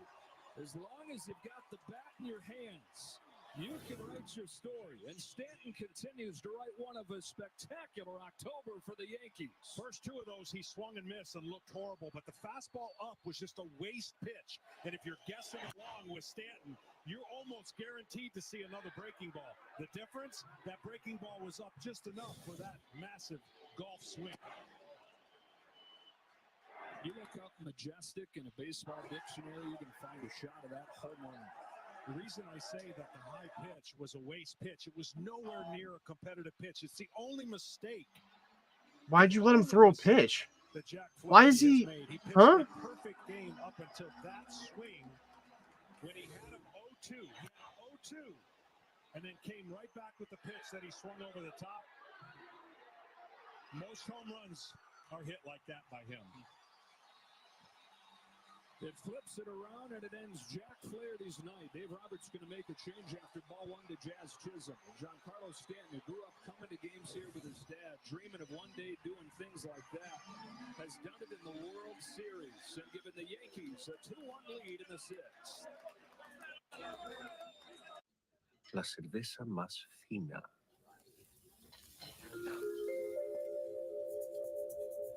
To truly embrace the fine life, you must learn to let go.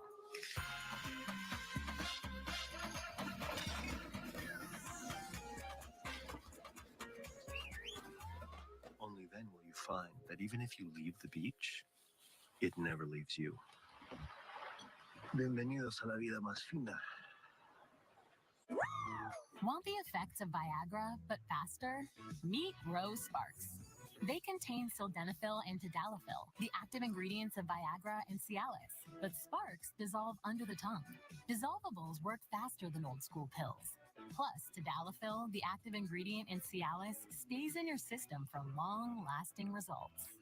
Faster acting and long-lasting? We got you. See if Sparks are right for you at ro.co/.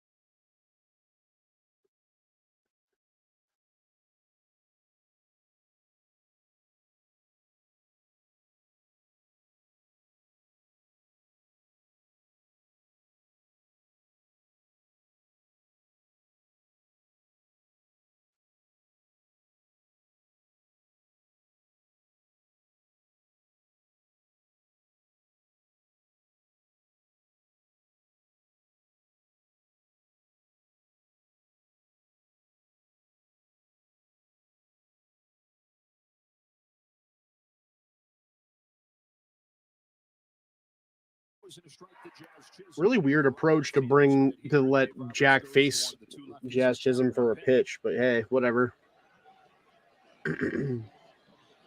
I think Dave Roberts played this inning perfectly. That was just a really, really, really bad pitch for Jack Flaherty. The Dodgers innings this postseason.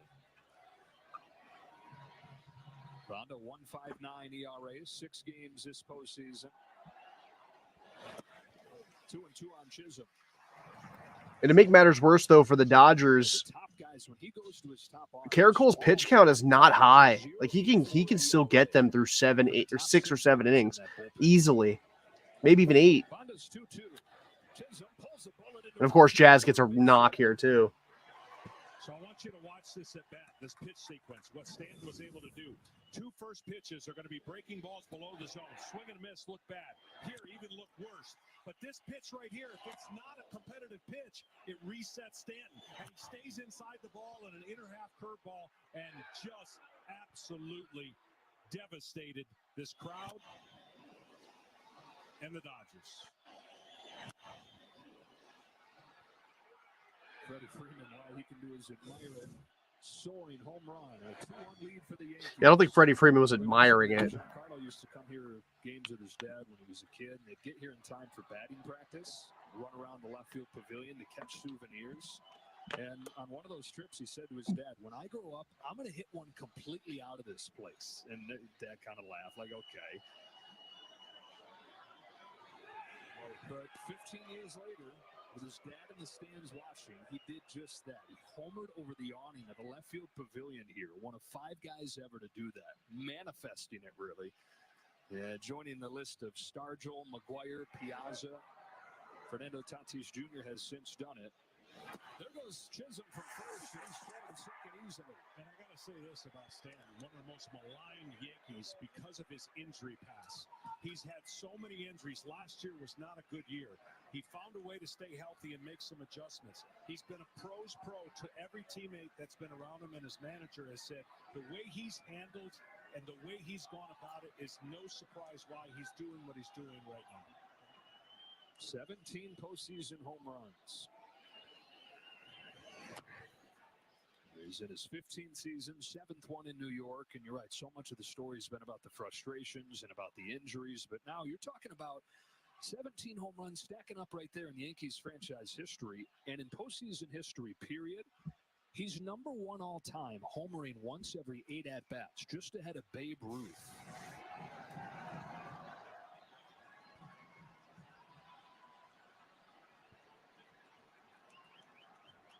I mean, he looks like a football player playing baseball, and that's why most people are like, man, how can you not stay healthy? You look like Adonis. Well, it has been that kind of track record that now he's not dealing with, and the Yankees are glad about it. Bonda's 1-2 to Rizzo. That was disgusting. 2015, Giancarlo Stanton, when he was with the Miami Marlins, did this off Mike Bolsinger over the pavilion. Mike Bolsinger mentioned in our Lord 2024. And he's got a plaque out there, 478 feet. One of the 5 guys ever to do that.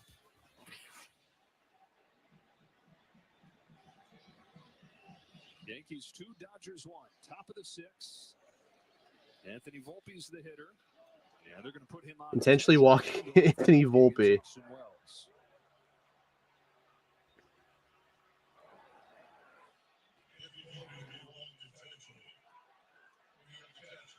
Well, the Yankees played kind of an opposite series of what the Dodgers played. They were in a lot of tight games. They played a lot of exciting baseball. Maybe not so exciting for Aaron Boone, but they won a lot of those games on hits like that and late.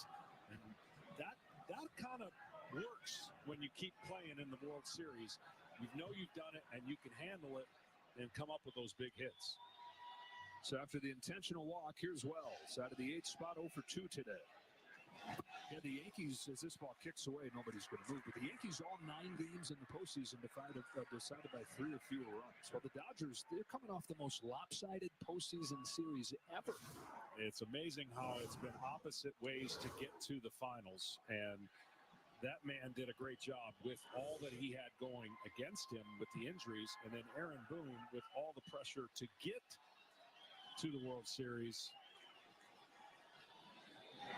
One of them is going to be super happy to relieve the amount of pressure, the mountains worth of pressure, that the expectation has been put on both franchises, and especially the Yankees, because they made the monster move to get Soto for this very moment to win a World Series this year. 2-on-2 out, Bonda to Wells with the 1-1 pitch. Wells bounces one towards the middle. Diving stop by Tommy Edman to save a run. He's been all Tommy Edman, that's a gigantic play. This guy's relentless. You knew the Dodgers. I mean, mark that one down if the Yankees don't get a run here. And when they made the trade for a guy who's been hurt most of that year, and now he's playing in such a role to not only be the MVP, but he can play center field, he can play shortstop, and he just saved a run.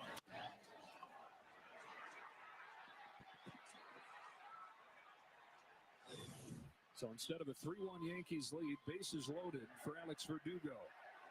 9-hitter for the Yanks, 1 for 2 today. First pitch. Outside, ball 1. Verdugo looks like he waits as long as he can to pull the trigger of the bat. He just sits there, floats a little bit, and then lets it go. 2 hits and a walk have loaded him up, and now Verdugo takes a strike, 1-1. You know he'd love to do it to his old team. Traded him away from here in the Mookie Betts deal. And traded from Boston to New York. Really doesn't matter right now the year he's having, right versus left pitcher. Pretty much the same.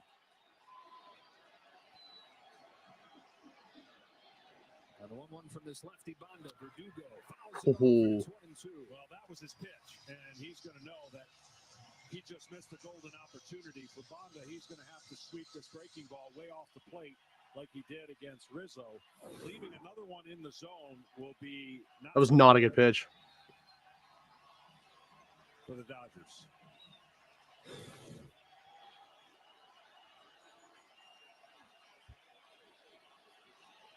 Bases loaded, 2 out. Alex Verdugo. Oh, that's a gigantic pitch. Again, mark that down from Tommy Edman. As it has so many times through this October and many others, it's flipped this game around to the bottom of the 6th in game 1, 2-1, New York.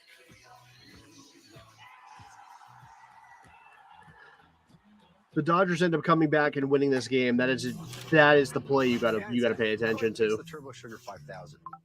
With Einstein AI, everyone's an Einstein. Thank you so much. Talk soon. I think Dave Roberts played that inning perfectly. Jack Flaherty just made a god-awful pitch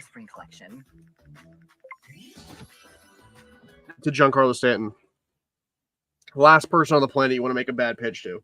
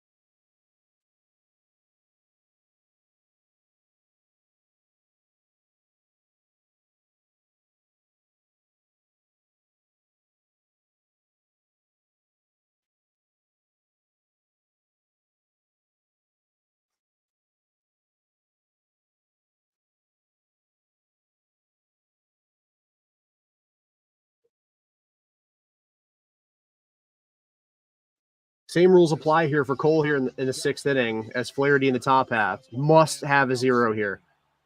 74% strike percentage against a really good offense. So if tonight's game ends in a walk-off, Capital One will donate an additional $10,000 to the Jackie Robinson Foundation as part of the Capital One walk-off program. To date, Capital One has donated more than $1 million to the foundation to support its programs and initiatives. Ball and a strike on Edman. There's ball 2. And I feel like since the first inning, Garrett Cole's fastball has gotten better and better. The first inning, it was flat. The Dodgers hit some rockets and got some outs. But ever since then, whatever adjustments he's made and sitting back on that back leg and throwing that fastball more effectively. Oh. Tommy Edman, NLCS MVP, valuable again in game 1 of the World Series. Tommy Edman, baby. Tommy Edman. Oh, it's ahead of Shohei. Let's rock, baby. Tommy Edman, real ball player. That is like a foot away from being their third triple of the game. You got to walk him. Like, I know Mookie's on deck, but you cannot pitch to Shohei here. So there hasn't been a ton of traffic for Garrett Cole, but we talked about the bottom of the order, creating stress for the top of the order for the opposing pitcher. I'd say it's here right now. How about the rampage? How are you pitching to him? In these clutch situations, 18 of his last 23 with runners in scoring position. Ohtani pops it foul, strike 1. Fly to center. This is an ambitious decision to pitch to him.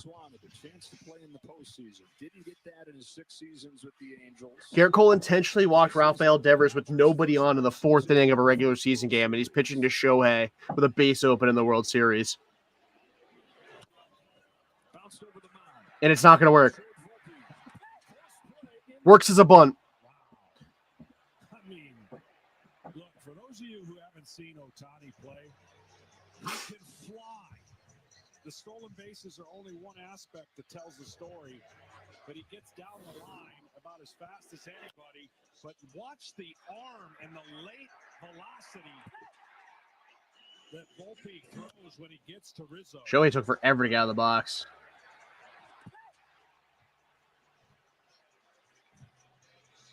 Nice play by Volpe. Defensively in his 2 years up. Here's the same situation the Dodgers cashed in on last inning. Runner at third, one away. Infield pulled in.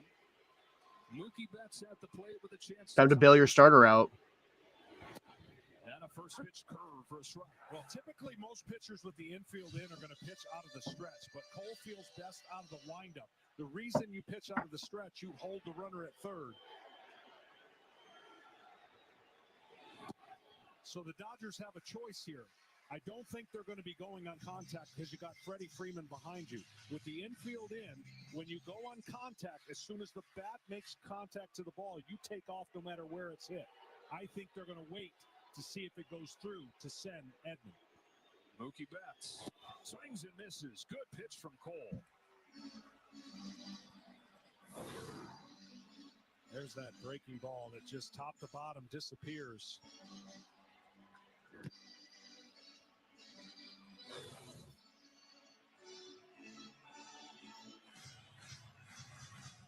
That's 0 for 2 today. Top 2 in the Dodge order, 0 for 5. Time run at third, 1 gone, 6th inning. 1-2 pitch. Great take, Mookie.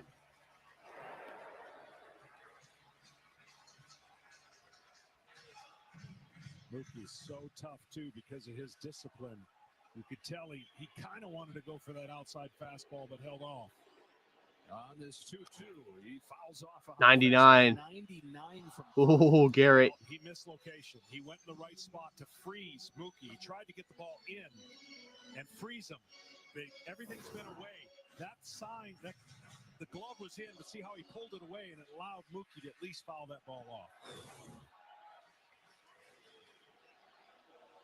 After the fastest pitch of the night from Cole, another 2-2, and Mookie Betts. Oh my God. Hot corner extra so with him pulled in front of the bag and a position position that he had never played before coming to the Yankees at the deadline. He comes up huge. I mean, you talk about fast reactions and a good glove. You mentioned it, not really his position. And as soon as Garrett Cole heard that bat, that's not a good sign for a pitcher. But it's even better when his teammate picks you up. And so it's up to Freddie Freeman. Strike one. Would be a neat time for Freddie's first postseason homer. Inside with fastballs with Freddie. We talked about that front foot getting down to the pull side power. Freeman hits a towering fly. Oh, he just got under it. He just got under that. Pitches around the leadoff double to keep the 2-1 lead. Jazz Chisholm at third, the key play. Yankees in front, and we're back after a word from your local Fox station. Start Saturday strong with Big Noon Saturday. Will Howard and Ohio State take on Dylan Raiola and Nebraska. Watch it! It's Big Noon Saturday on Fox. Poverty, violence, a broken home. I've experienced it all, but I never quit.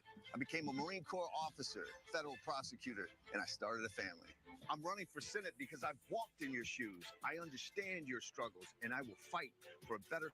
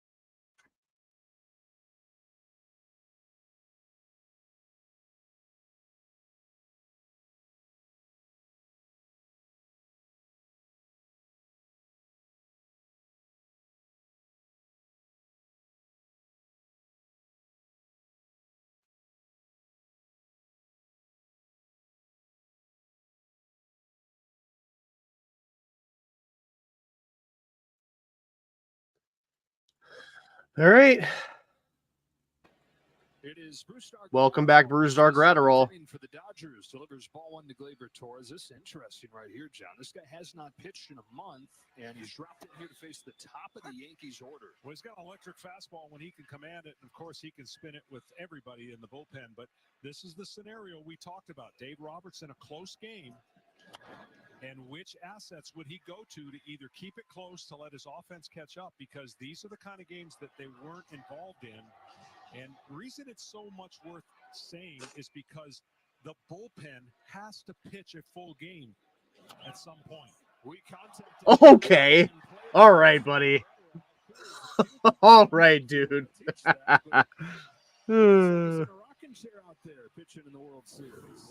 As cool as the other side of the pillow. Drops this ball right here. You're not going to get too many praises coming from your manager. So good thing he caught it. Nice. And threw it to first with no issues. Missed a lot of this season with a shoulder issue. He comes back and in his first game injures his hamstring. They said that his year was done. He makes his crazy recovery from that, but then gets hurt again. This is first game since September 24th.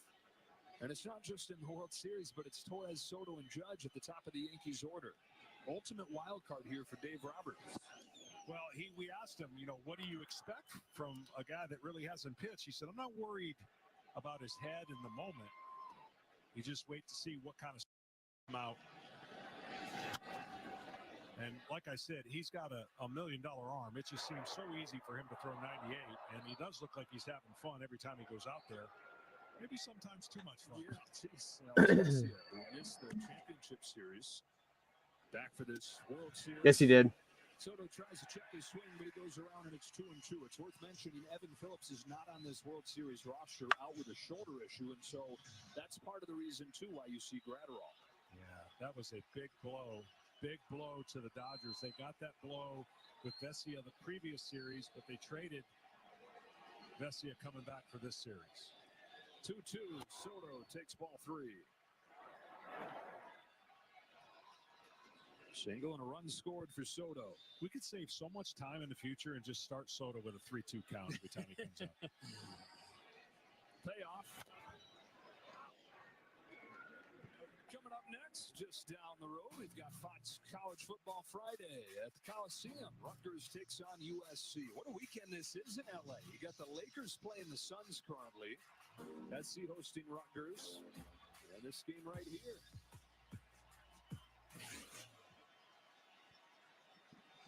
Another payoff. Soto pops it up. Tommy Edman with an easy play. 2 up and 2 down. That is smoke from Bruzdar right in his kitchen. Well, if tonight's game ends in a walk-off, Capital One will donate an additional $10,000 to the Jackie Robinson Foundation as part of the Capital One walk-off program. To date, they've donated more than $1 million to the foundation to support its programs and initiatives. I'd be careful on a first pitch fastball to Judge here from Gratterall. I know he struck out 3 times. Ooh, what's a fastball? Man, when a guy is struggling, the last thing you want to do is get him going on the first pitch. Now, he got away with it, but this pitch was right down the middle. No, it wasn't. You want to keep spinning the ball That was pasted to the low and inside corner.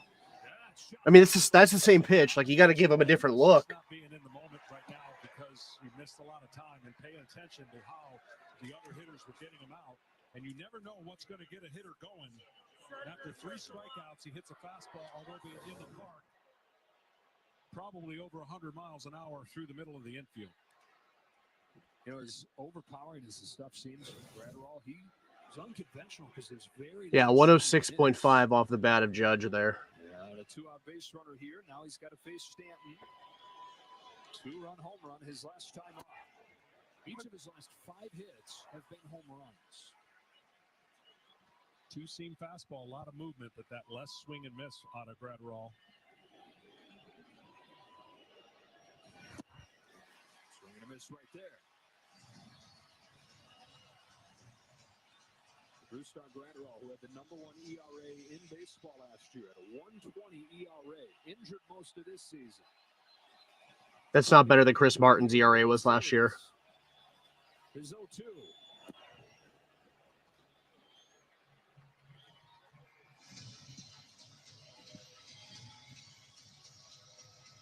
Boy, what a count this would be for Judge to go on a 2-2 count. 1-2 count, sorry, 2 outs. 10 stolen bases this year. Now time is called by Doug Eddings, second base umpire. But not taking the risk when a guy that could one swing of the bat put 2 more on the board. So pretty much think he was anchored at first base.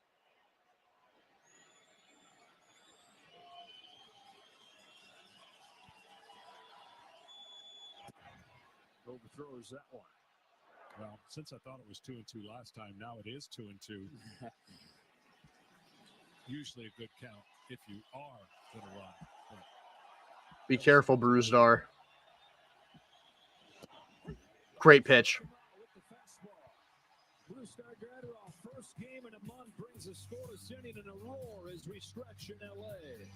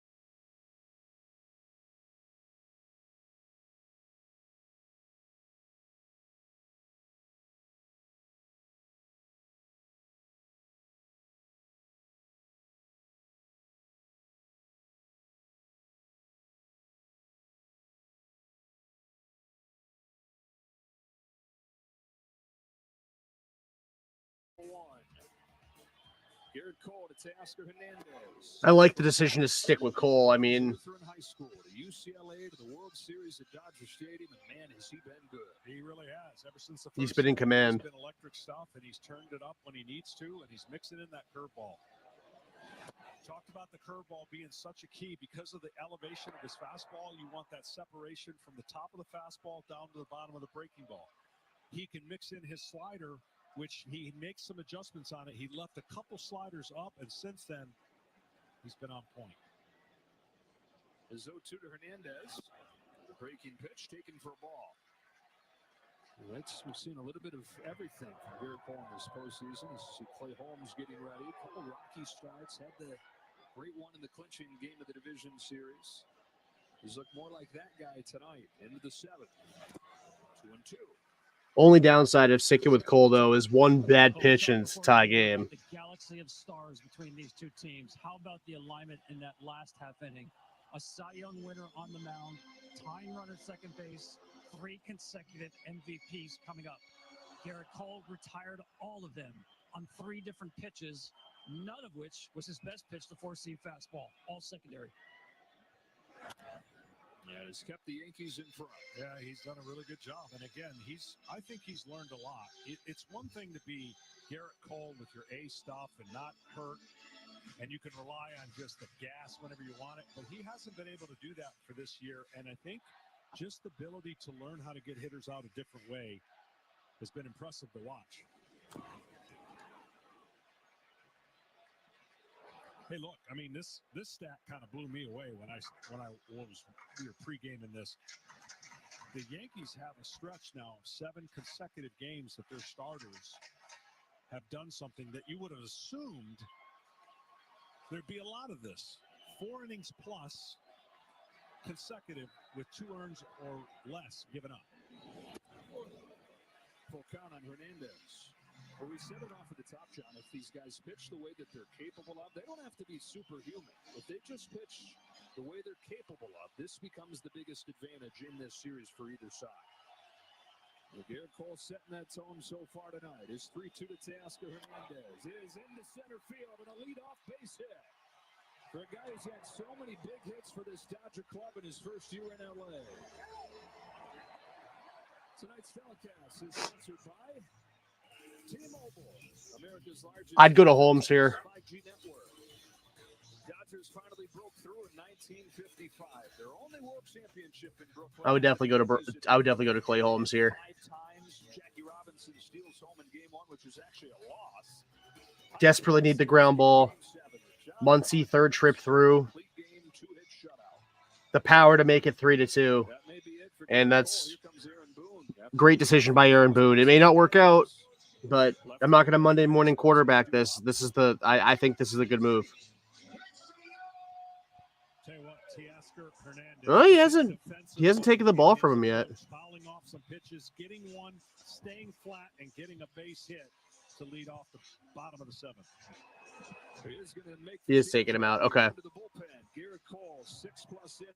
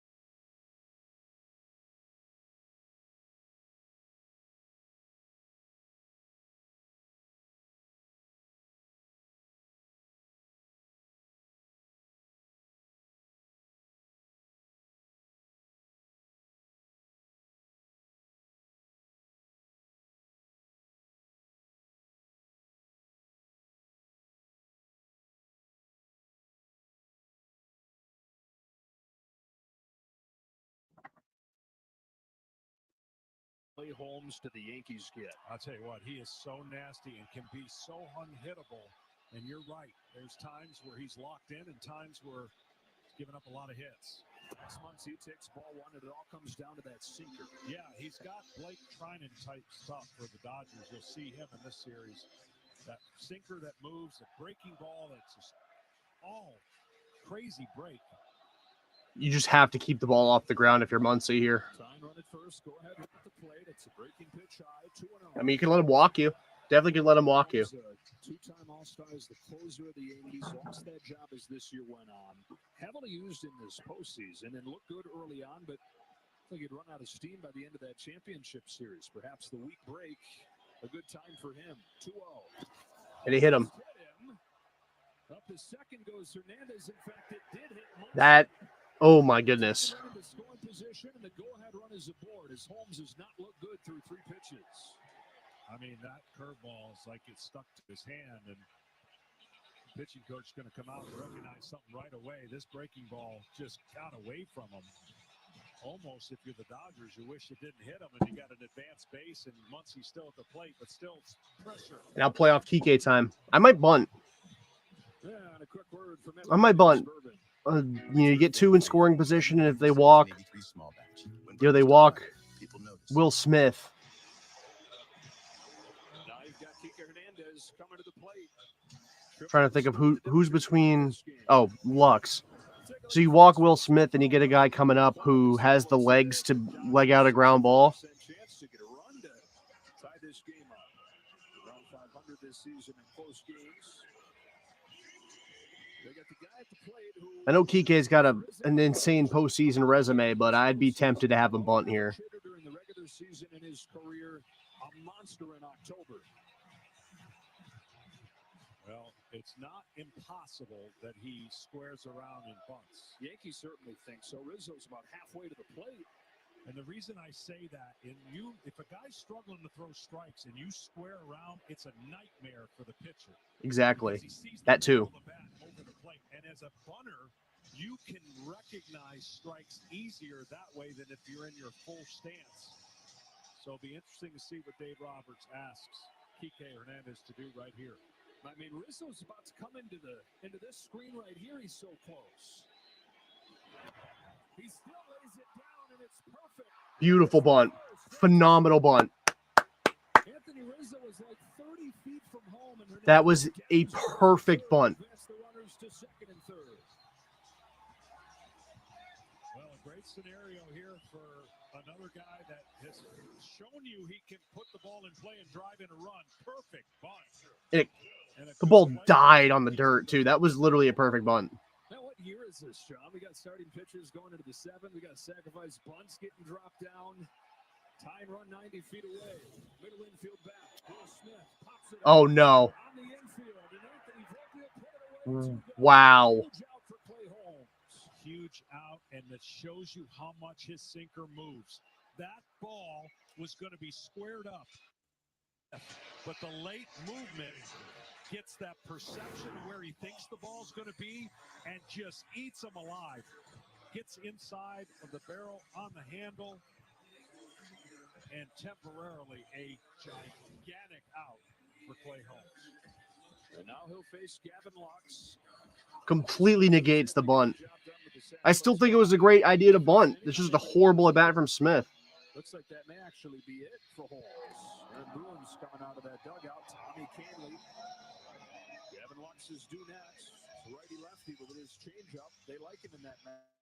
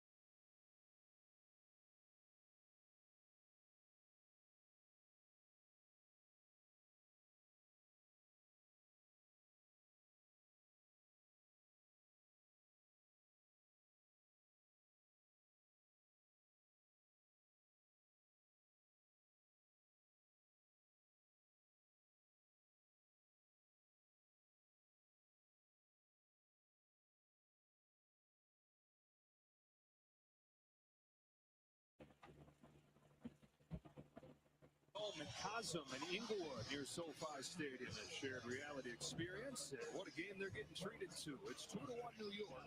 Dodgers have Hernandez at third. They've got Muncy at second and Gavin Lux coming. I mean, the hallmark of a champion is picking up your guy after making a mistake. Will Smith ambushing Clay Holmes after he threw one strike in 4 pitches and it being on a bunt is just incredibly unserious behavior. Gavin Lux had an awful year. Hacking first pitch is just ludicrous. All he does is throw changeups. Like, what are you ambushing for? Well, nobody makes an adjustment and changes, so you're basically in your same stance every single time. Nobody moves up in the box to take away the depth of that changeup, and it's working. Here's his 0-1. Lux grounds one gently to second. Torres has it over to first in time. The Dodgers again. Dodgers completely sold that situation. Completely sold the situation.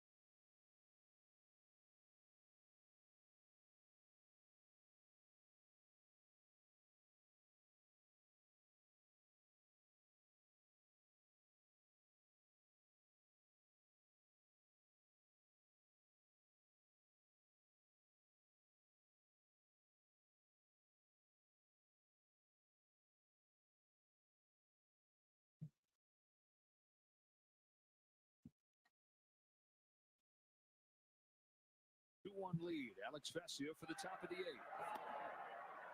I honestly think, I know fans of each team don't want to see these kind of games every single day because it's heart-wrenching, but this is what you're going to see. These two teams are so even. It comes down to executing. Ball and a strike on Chisholm. And so far, the Dodgers have had the opportunities to execute, and what they did so well in the previous series, got to give the credit a little bit to the Yankees bullpen and Garrett Cole for preventing runs from scoring with runners in scoring position. And the Dodgers' first 2 rounds hit about 300 with runners in scoring position. 0 for 6 tonight. And 0 for 5 the last 2 innings. Yeah. Vesia, who is a key part of the Division Series roster, wasn't on the Championship Series roster because of an injury. One of the best relievers in the National League the last couple of years. Comes home to Chisholm with a 1-2 pitch. Yeah, so tough on lefties. He's falling towards third base, but his stuff is just so tough to pick up for left-handed batters.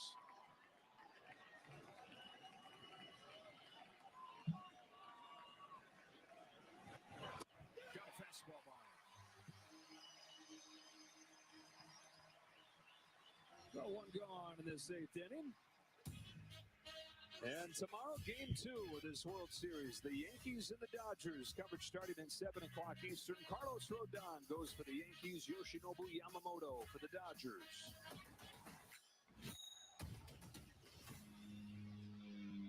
Yamamoto's best start of his rookie year came at Yankee Stadium back in June. Carlos Rodon's pitched well in this postseason. Before the series shifts back to New York for the middle 3 games. Rizzo here with the bases empty and 1 away.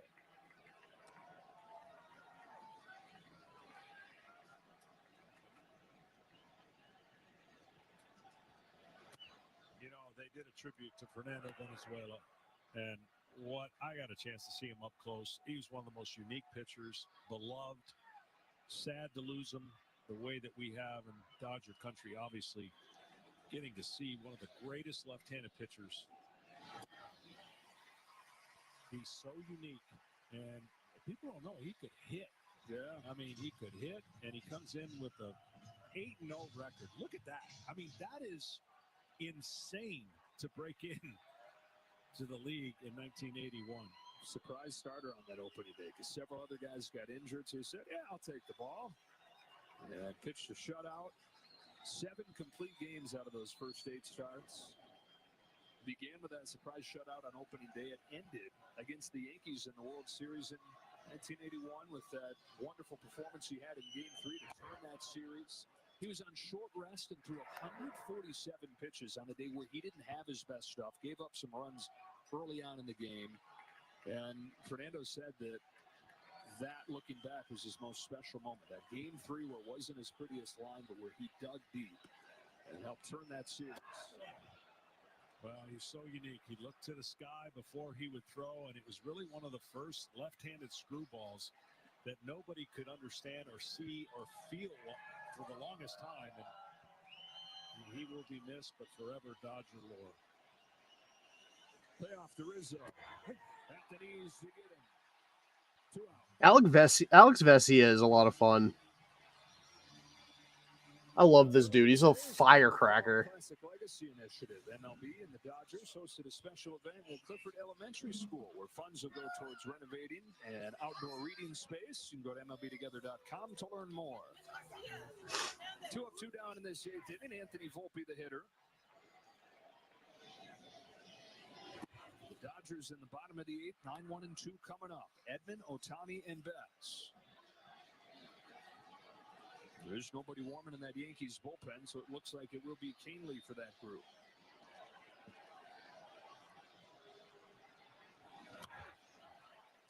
One. There's nowhere to go with Vesia. 143 batting average against his fastball, 114 against his sliders. In other words, good luck. Gets both sides out, pretty much even splits. His 1-1 to Volpe is downstairs for ball 2.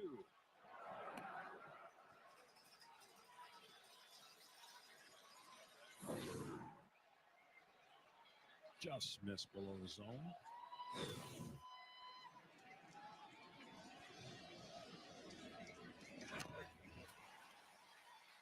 2 balls, 2 strikes.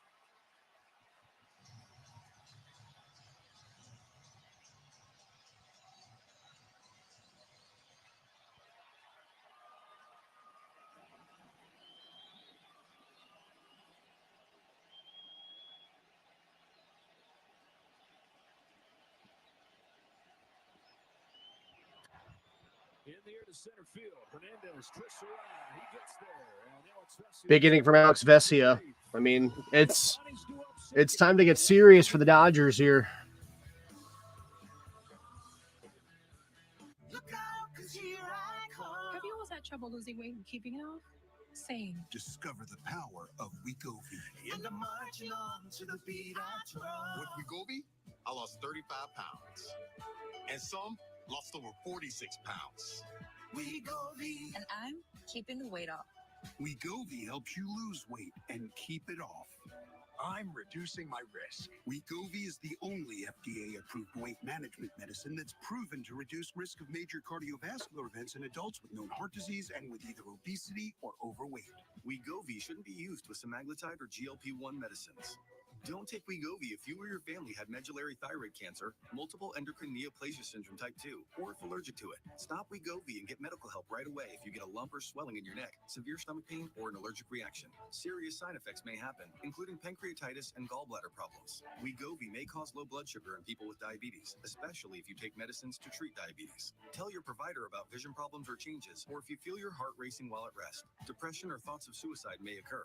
Call your provider right away if you have any mental changes. Common side effects like nausea, vomiting, and diarrhea may lead to dehydration, which may cause kidney problems. With Wegovy, I'm losing weight. I'm keeping it off. And I'm lowering my CV risk. That's the power of Wegovy. Check your cost and coverage before talking to your healthcare professional about Wegovy. Ladies and gentlemen, your attention, please. I just wanted to remind you that Geico makes it easy to bundle your home and car insurance. In fact, it's so easy. It reminds me of a joke my mate told me. Now, a knuckleballer and a catcher walk into a bullpen, and a knuckleballer turns to the Get it? Wow, they really like that one. It's easy to Geico, official partner of Major League Baseball.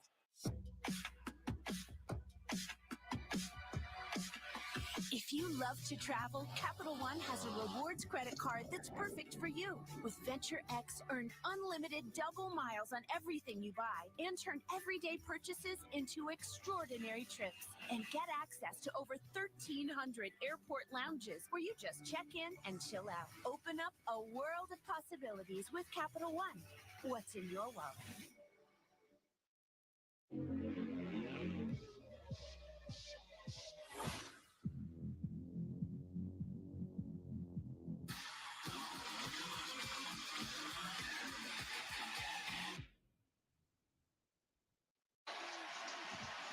All right. Well, what the players are wearing on field during the World Series. Check out the largest selection of authentic jerseys, caps, hoodies, t-shirts, and more at MLBshop.com for your favorite team gear. 9-1-2 for the Dodgers here. Tommy Edman will bat right-handed. Switch hitter chooses to Finally. righty. Doing his best to take away that changeup from Keenly. And Keenly is a reverse splits guy, and I don't know why no manager seems to realize that. Look at one of them. You just wonder if he's going to sit on one because. Also, Edmund, a much better power bat from the right side. Dodgers down a run in the 8th. Edmund chops it foul, and it's 0-2. The Dodgers were so good with runners in scoring position the first 2 rounds, last 2 innings, great chances. Had a leadoff double from Edmund in the 6th inning, and the MVPs at the top all down in order. Yeah, the first 2 on last inning, successful sacrifice, but stranded at 2nd and 3rd. This next changeup really should be nowhere near the strike zone. It should start low and see if he can get Tommy Edman to expand the zone down.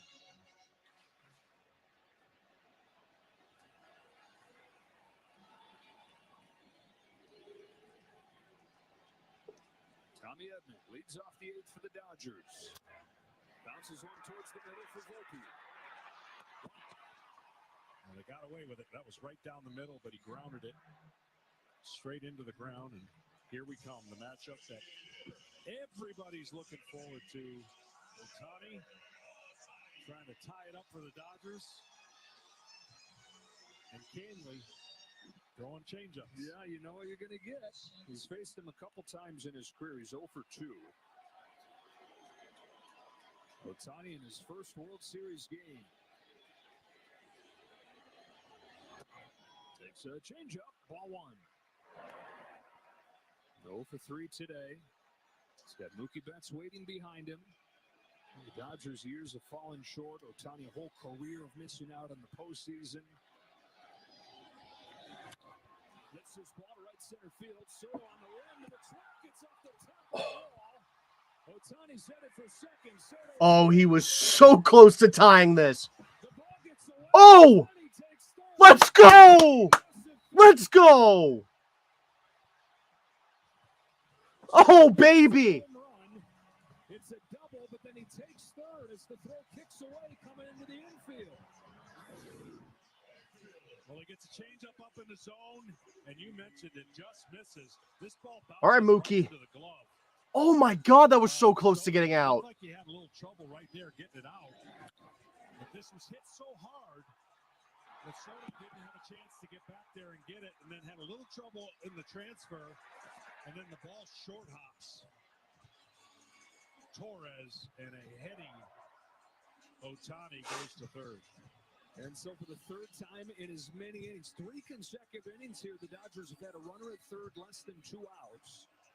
Mookie Betts will come to the plate against a new pitcher for the Yankees. Aaron Boone out there to take it from Tommy Kahnle. And he's going to his... Luke Weaver time.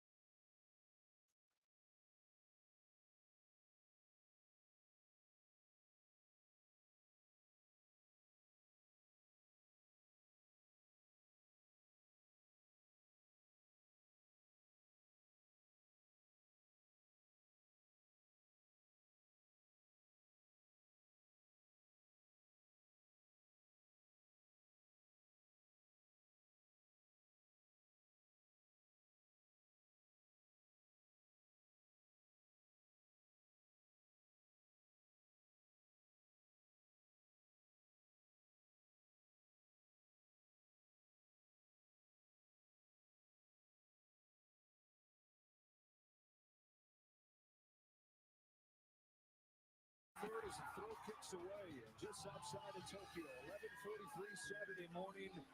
They are watching.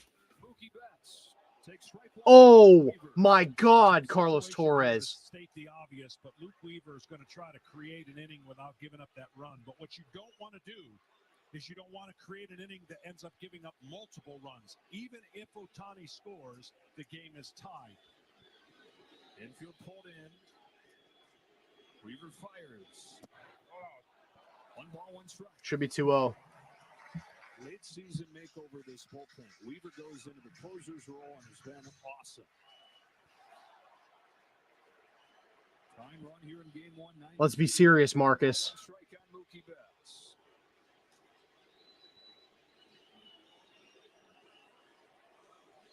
Betts pops it foul.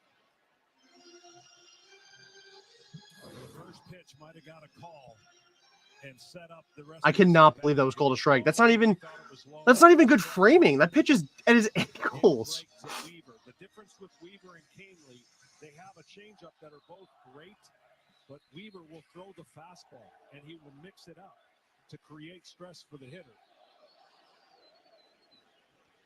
Looking for a strikeout. Here's his 1-2 pitch. Betts lines it to center field. It's Judge to pull it in. Nice play, but who cares? Drives in Shohei Ohtani. On a pair of sacrifice flies, the Dodgers have just enough. Tied it 2 in the 8th. Well, that low fastball that got called for a strike, it was a low changeup that Betts went down to get and smoked it to center field. Great at bat. And this pitch down, but see how he keeps his head down. And Betts pumped up.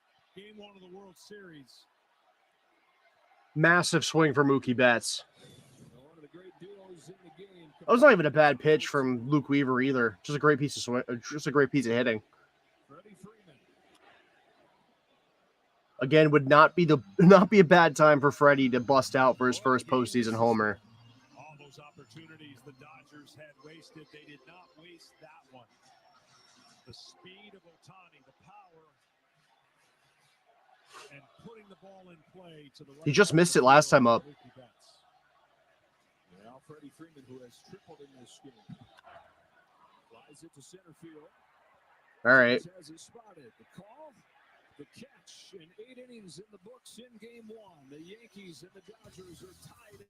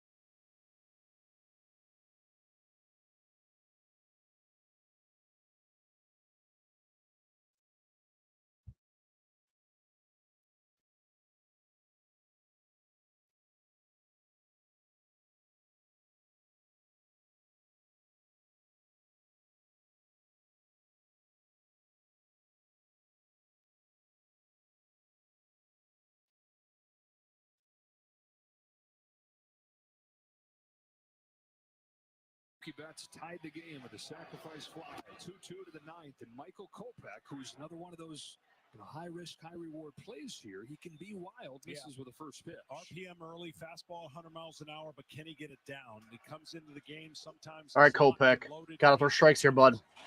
But then there's times where the command and the fastball doesn't go where he's intended. Then something locks in with a man on or two, and then he gets right back in the strike zone.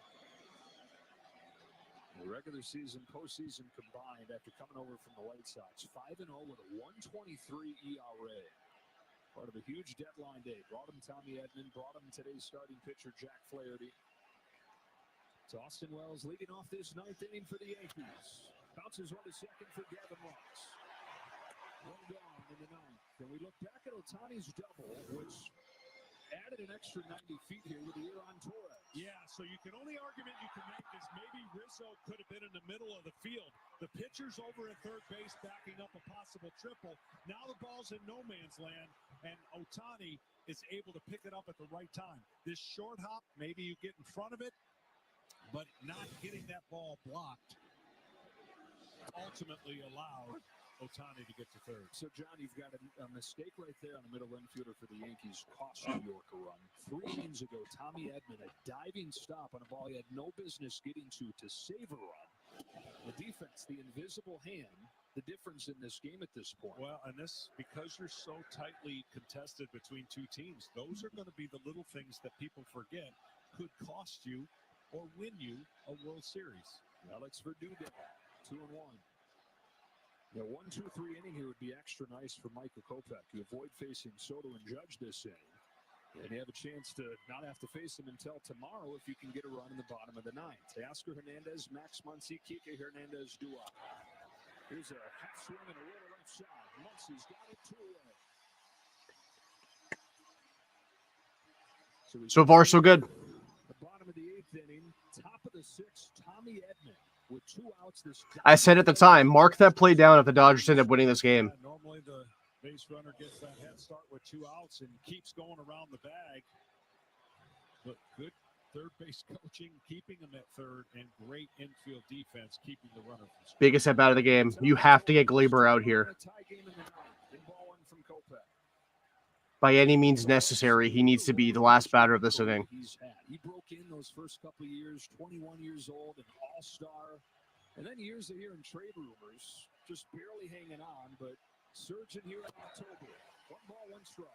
Louisiana heater there. Have a big swing against Kopech. You will not hit the ball, meaning the bigger the swing, the harder you're trying to hit it. It just doesn't work well with a 100-mile-an-hour fastball up in the zone. You've got to be short and quick and let his power be your help you out as a hitter. Because if you try to generate that power by having a big swing, you're going to miss the ball. You're going to be underneath. The fastball has an illusion that it rises out of Kopech at times. Here's his 2-1. Glaber Torres. Lifts the fly ball to left center field. Headed deep there. It is gone! Oh, he reached over the railing. He reached over the railing. Oh, my God. That is an expensive ejection, buddy.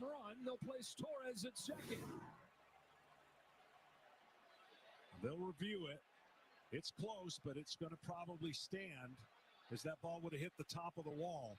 And here's a scenario now where Dave Roberts will be forced to make a decision, and he's probably going to walk Soto, if this stands, and face Judge. So they'll take a look at it. Of a potential home run. The call on the field is fan interference, and the batter was awarded second base. All right, well, while they review it, I'm going to refresh my stream, or refresh my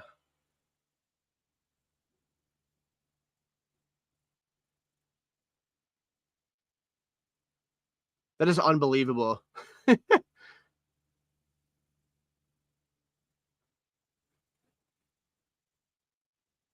I mean, he clearly reached over the railing. Like, that's very clearly not going over the fence.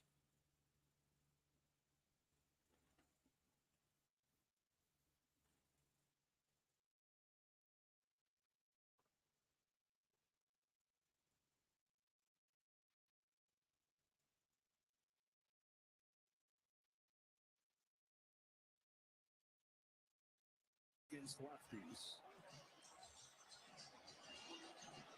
And again, the call on the field is that this is fan interference, and I just don't know if you can. There's enough on video there to overturn that. So it looks like the Yankees are going to have Torres at second. The score will stay tied. I feel bad for that guy.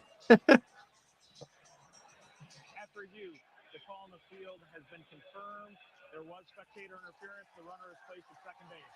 That's excellent work by that umpiring crew to have that in real time. Chad Fairchild out there in left field with the extra couple umpires in the postseason right on top of it. Here we go. Soto coming to the plate. It's an easy decision. You put him out and go on it's not even a decision. Soto that sent the Yankees into the World Series with his pennant-winning home run in Game 5 against the Guardians. And Judge is in the dirt circle at the same time. He didn't even put the four fingers up there. He's so sure. Dave Roberts will make the change and go Trinan against Judge. We've waited 43 years for the Dodgers and the Yankees to face off in the World Series. This has been a great game so far.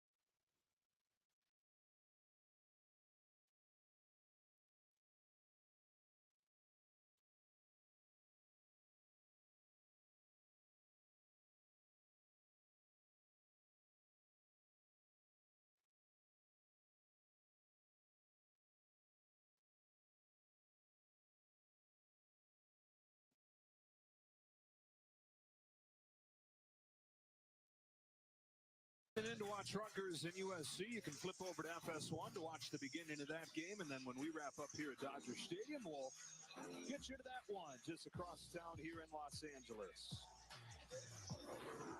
This close to the Yankees taking the lead. For a moment, it looked like they had, but it's spectator interference. The right call as he reaches out over the boundary. Not the first time the Yankees Not surprised. one of those calls. Jeffrey Mayer, 1996 championship series. Not surprised that they whipped that out. Helping Derek Jeter get a home run, and that call stood.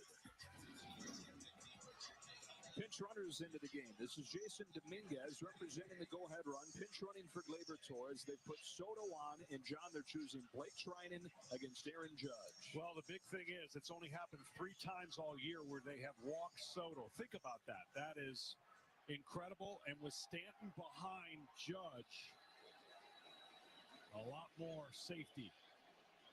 2-2 game, 2 gone in the ninth. Aaron Judge, strike one from Wow, that is a bad call. Similar to the start of the Mookie at bat. He's going to throw a lot of those breaking balls. It's a frisbee breaking ball with incredible. I got a bad feeling about this at bat, though, from the Dodgers standpoint. Here's the 0-1. Not if he's laying off that.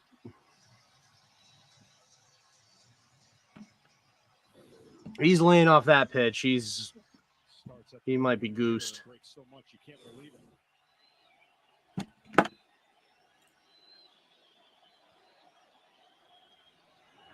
Oh, he had an ocean. He had an ocean. Yeah, the Yankees have gotten here without Judge doing a whole lot, but it does feel like it's a matter of time before he has another moment. If the Yankees are going to win this whole thing, he's going to have a say in it. 2 on, 2 out in the ninth. Oh, my Lanta, how did he not crush that? One to hit right there. Oh, he did have one to hit. And again, when you're a little bit off in your timing and they're pitching you as tough as any batter in baseball right now. You just can't afford to miss those pitches. Now, on the flip side, he's seen enough of those breaks in a row. The more this at bat lasts, the better it gets for Judge, unless Trinan sneaks a fastball by him. 1-2 comes home. It is a fastball, and it's popped up. Unbelievable. Side of the diamond, Tommy Edman sends this game to the bottom of the ninth. Big pitch, Blake Trinan. Trinan comes on and gets Aaron Judge, Teoscar Hernandez, Max Muncy, Kike Hernandez, all dreaming of being the Game 1 hero. You know he's looking to steal second. Google Cloud AI knows that a 10-foot lead with a sprint speed of 28 feet per second means an 80% chance that he swipes the bag. There he goes again. And when a team's mascot has wings, they just so happen to get 0.4 more steals per game. That can absolutely fly. Yeah, he's flying. Catch the game like never before with Google Cloud AI. What's the latest? Anything new? Yeah, he's going to take warm-ups. We'll see what happens. Okay. Almost game time. You ready? Dude, is he serious? Guess they still don't think you're ready for this job. Maybe they don't respect you without pads on. Or they see just another ex-jock looking to cash in. They don't care who you are or what you did. That's so disrespectful. That's right. And disrespect is a gift. Hi, Tom. Okay, Mr. Brady, ready? Yeah, I'm ready.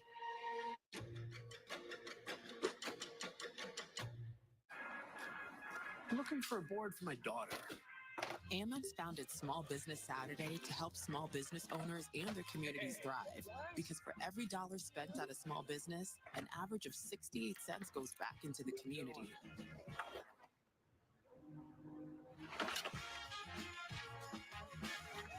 So on Small Business Saturday, November 30th, we're rallying people to get out and shop small. That's the powerful backing of American Express.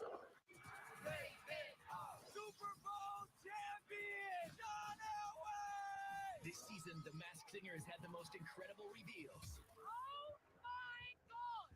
You can watch anytime. And Fox Wednesdays. It's double elimination night. The competition pulls out all the stops. I don't know what to do. The Masked Singer, Wednesdays after the World Series on Fox, or watch anytime on Hulu. Well, for the moment he's signed a one-year contract with the Dodgers, Teoscar Hernandez has been talking about dreaming of playing in the big games. 9 years in the major leagues, just 4 postseason games. Those were all wild card losses in Toronto.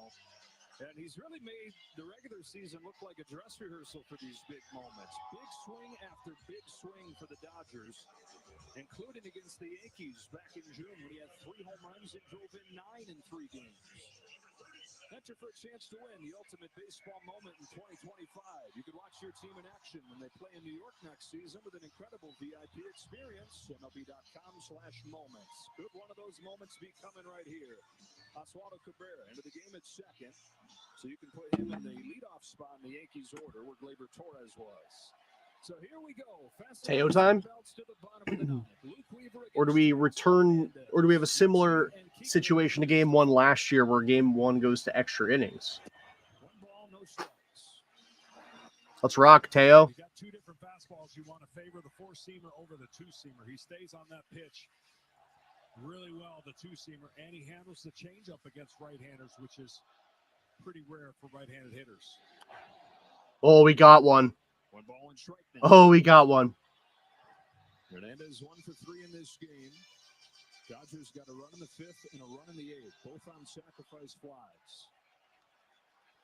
Led the National League in home runs this season. 33 of them from this guy. On a 1-1 pitch, Hernandez takes ball 2. That man there, Max Muncy, has a walk-off home run in the World Series in his career. Ended the longest World Series game ever, 18 innings back in 2018 against Boston.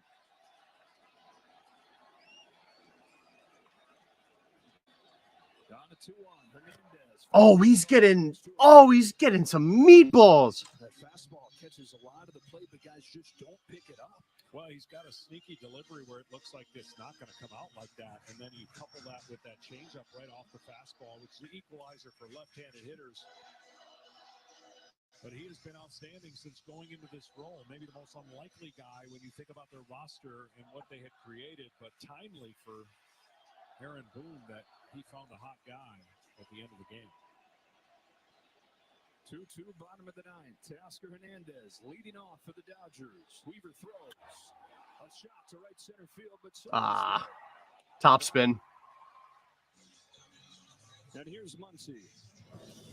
2018, longest game in World Series history off Nathan Eovaldi. I don't need to see that. I remember it well. Yeah, I bet you do. One of his 13 postseason home runs. That's tied for the most in Dodger history. And he faces a guy here in Weaver that he's taken deep 3 times before. That was a good starter, Luke Weaver, though. First pitch, Muncy takes a strike. Dodgers won it all in 2020, looking for their first World Series win in a full season since 1988, where in Game 1, Kurt Gibson launched a walk-off home run. The walk-off home run. The 0-1 pitch. Outside, 1 ball, 1 strike. Only at bat of the series was a good one. On 2 bad legs, he hobbled up there. Off Eckersley. Muncy against Weaver. Good take, Max.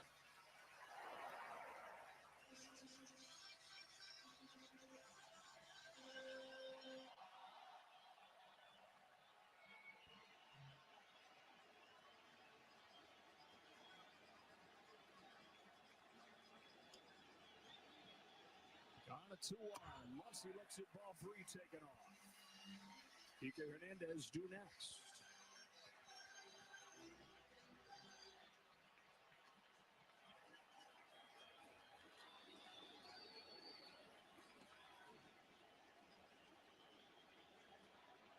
The pitch.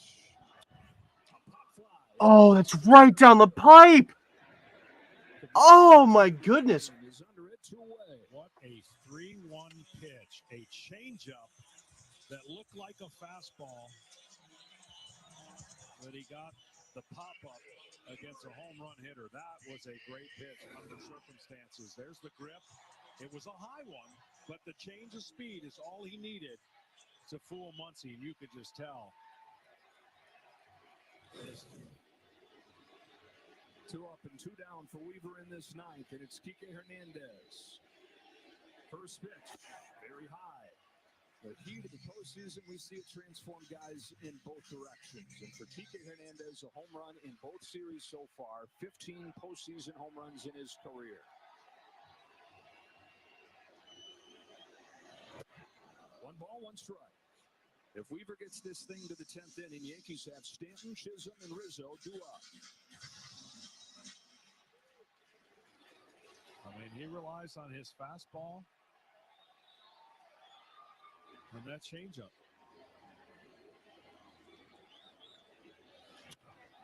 A crackback flare, shuttle left field. Verdugo coming on with a Nice play. Alex Verdugo continues to sparkle defensively.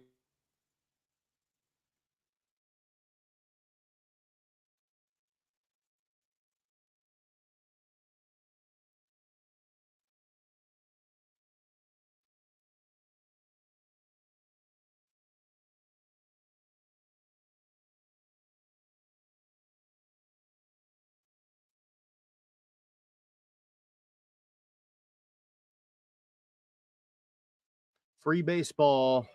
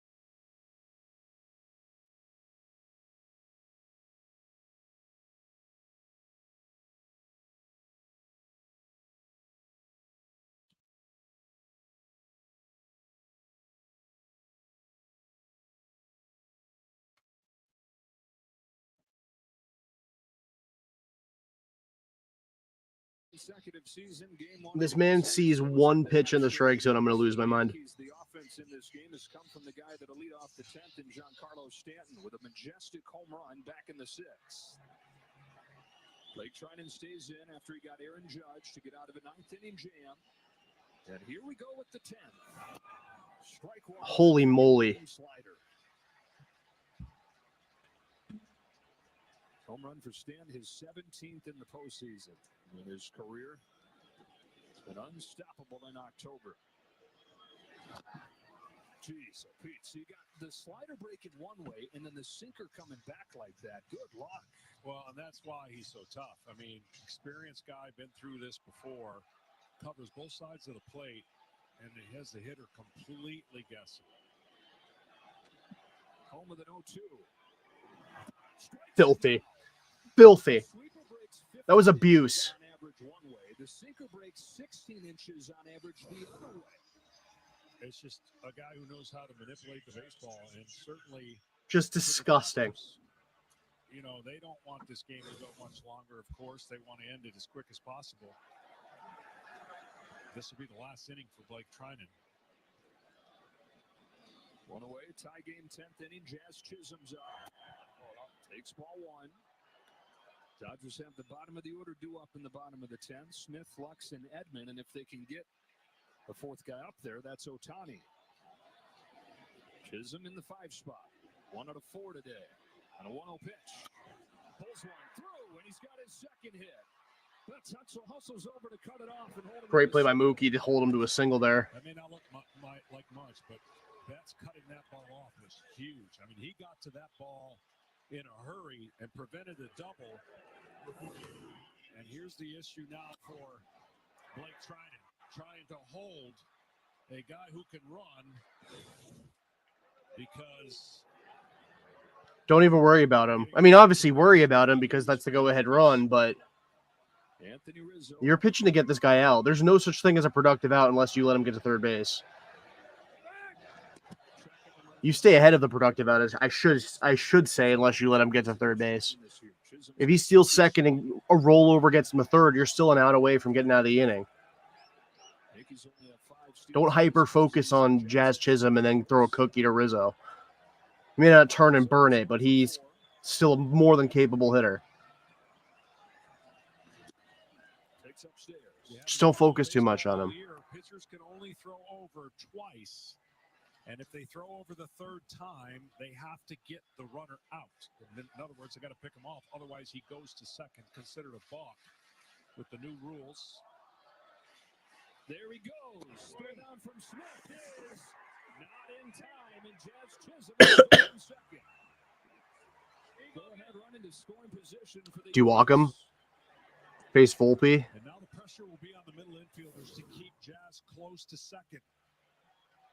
Stealing third's not out of the question either. Yeah, now you got to focus on him. And that responsibility will go because you can't let him get to third. Anthony Rizzo on a 2-0. Takes ball 3. At this point, just put him on. Rizzo, it's Volpe.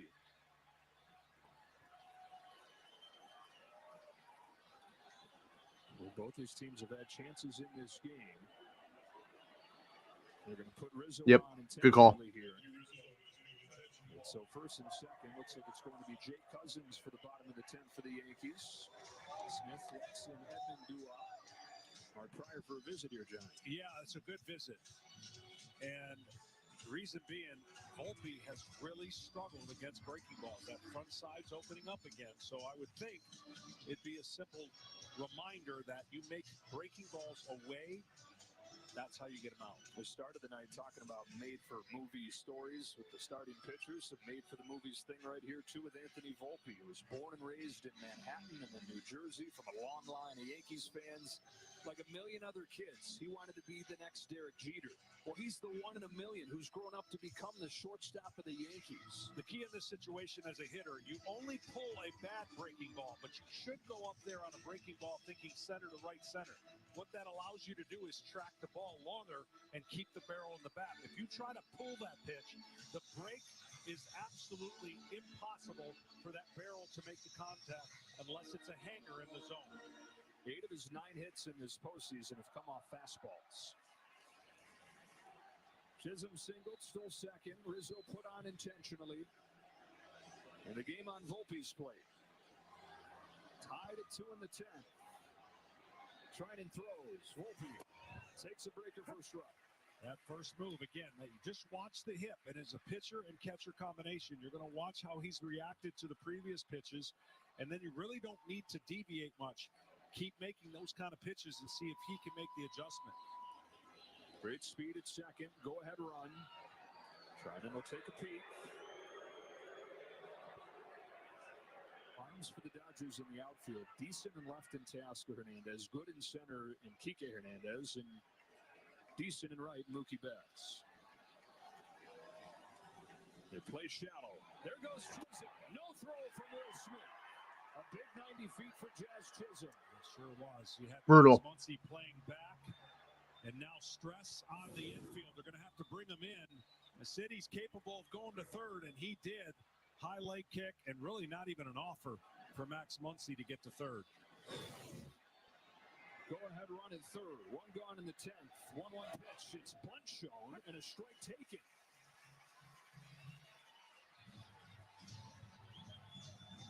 So 1 and 2 on Volpe. You can still do it with 2 strikes. If you foul off a bunt, it's just a strikeout. But you can still recognize the pitch and still put this ball in play if he decides to square around for that safety squeeze. Indefensible if you put it down right. Infield in. 1-2 pitch. He was going to swing away. Took a breaking ball outside, and it's 2-2. I'm just telling you, the way he's reacting to the breaking ball, it wouldn't be a bad play. With 2 strikes, you could see the break better, and you could put the ball in play. But he almost went after that pitch, which was way out of the zone. First and third. 1 gone in the 10th. Trinan looking for a K. Is 2-2. Ground ball. Diving stop. Edman can't get it out of his glove, and the Yankees take the lead. They get the out at second, but Chisholm's in. Not sure why Rizzo stopped. He singles. He steals second. He steals third. And he scores on a ball that doesn't leave the infield. 3-2 Yankees in the 10th. Went with the sinker, almost an incredible play. And right here, Edman says, my only chance is to turn 2. I mean, it really doesn't matter that Edman couldn't get it out of his glove because he wasn't getting Chisholm anyway. Lux is not covering second base. Also, why the heck did Rizzo stop running? Anthony Volpe, the go-ahead RBI. Tommy Edman that close to making another spectacular play. And he's going to steal second. So he's there with a bonus run now here in the extra innings. He will steal second, or at least attempt to steal second in this at-bat. Well, the Yankees have shown off a little bit of everything tonight, haven't they? Monstrous home run from Stanley. I don't know why Lux didn't go and immediately cover second base. He just stood there for a minute. But they get that from Chisholm, getting him at the deadline, and he's in to score as Volpe puts it in play. Again, going back to the stolen base to third. That was such a big play. Yep, sure was. Dave Roberts infield in. That would have been a routine ground ball double play, of course, if they were at least halfway or all the way back. Austin Wells, there was Volpe first pitch. They still in time. Yeah. He's running wild. 3 steals in his 10th against Trinan. In the postseason, when the pressure is at the greatest, you can't shy away from doing something that the other team gives you. In this series, there are a lot of pitchers who cannot hold runners. You must take the extra base because that just adds to the narrative of pressure. And now a bloop or a single gets you an added run. From the catcher Wells, who's 1 for 4 today. 6 of his last 78 back to the regular season. On an 0-1. Takes high.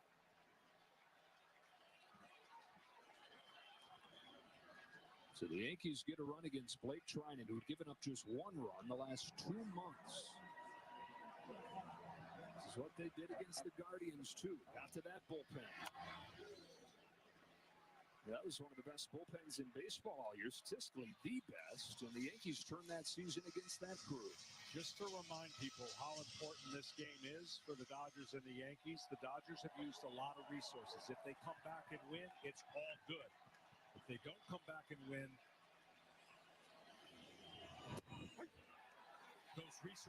Jesus, Wells. You know how much money people had to spend to get into the ballpark to watch that pitch? Steals 2 bases and comes in to score. Dodgers down a run to the bottom of the 10th.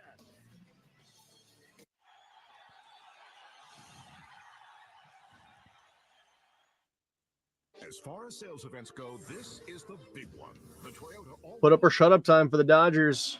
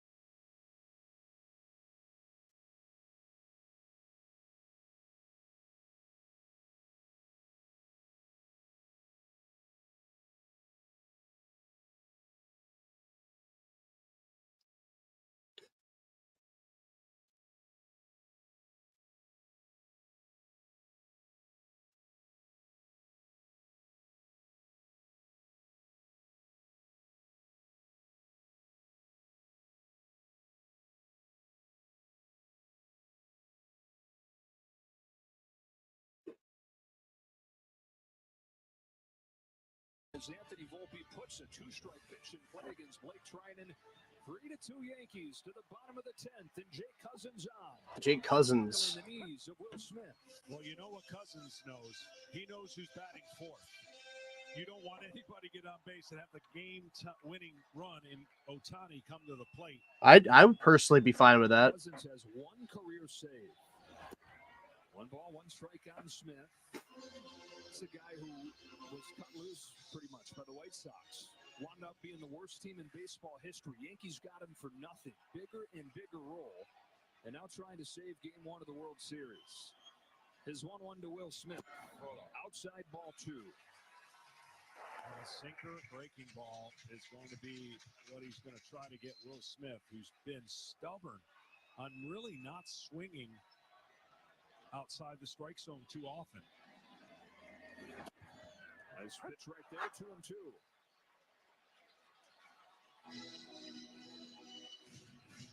Smith 0 for 2 today. Sacrifice fly back in the 5th. So the Dodgers have gotten both their runs. Smith and Betts both sack flies. 2-2. Poke to right. Soto. 1 gone in the 10th. Just a horrible at bat. The last 2 at bats from Will Smith have been really bad tonight. First pitch hack in 2nd and 3rd, 1 out against Clay Holmes. And then he took 2 hangers in that at bat. Well, I guess the first one wasn't really a hanger. The second one was. And then chases that for a lazy fly ball. Nobody's been able to hit for Cousins. At least that ball's coming into you on a break that you might be able to see in the zone. Took the first one away. The league's only hit 144 off that slider. That is a virtually unhittable pitch when he's got it locked in. The 1-0. Rex takes it inside ball 2. The Dodgers, as you said, desperate to get a man aboard to get Ohtani to the plate here. Edmonds on deck. Then it'd be Ohtani. Cousins, home of the 2-0. Lux takes a backdoor strike. Got a pair of left-handers warming if it gets to Ohtani, both Hill and Nestor Cortez, who hasn't pitched in a month. The 2-1. Check swing. He went. No swing. Oh my God! I thought he went for sure. Has stayed with that pitch. He got a backdoor 2-0. Oh no! Wow, he didn't. The swing there and held up.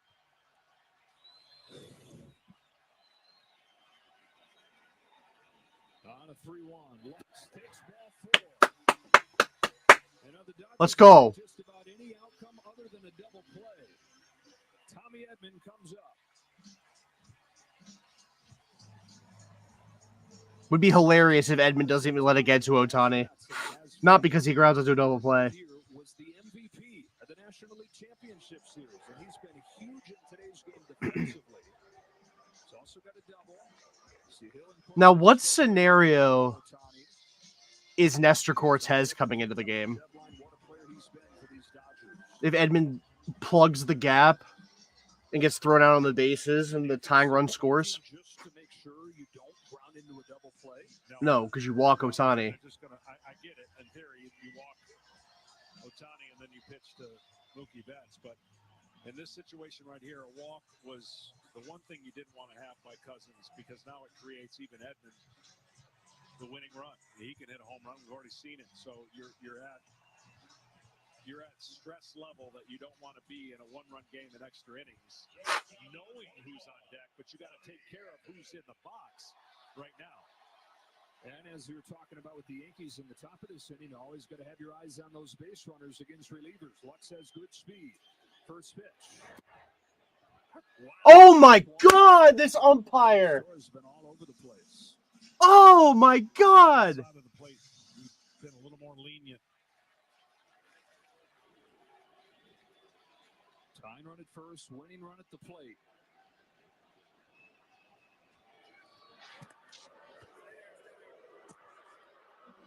This game's had it all, man. If you're not involved in this game as a teammate, your stomach's in knots. You actually feel better when you're in the game, but when you're watching and there's nothing you can do, and you're rooting for the best outcome, but it's a torture. On an 0-1, that is on the inside. That one's a strike. Is down 0-2 as Cousins gets a call on both sides. Well, now what that does is put a lot of stress on Edmonds on a breaking ball on either side of the plate, right? The best place to go right now is a down and in slider to force the action now that Edmonds seen both sides of the plate a strike call. So he really can do whatever he wants. You just don't want the breaking ball in the zone against Edmonds. Drop slow, 1 ball, 2 strikes. And again, the best stress would have been where that fastball was called. If you imagine starting a breaking ball on that plane, it would have put Edmonds in a total panic, thinking and trying to recognize if it's a strike or not. Jay Cousins to Tommy Edman with a 1-2 and a ground ball right side under Oswaldo Cabrera. Lux stumbles as he rounds second and gets back to the bag. Oh, baby. Oh, baby. Let's go. And a once and forever player coming up. Well, this breaking ball was in the zone too long. How do you miss that? You're a Major League second baseman. Luckily, Lux, who fell down, was able to get back to the bag. This would have been a devastating out at second. So which one of those lefties does Aaron Boone choose to go to? I dare you to go to Nestor. He's got Hill and Cortez both ready for Ohtani. Who will it be? Is it Nestor? Nestor! All right.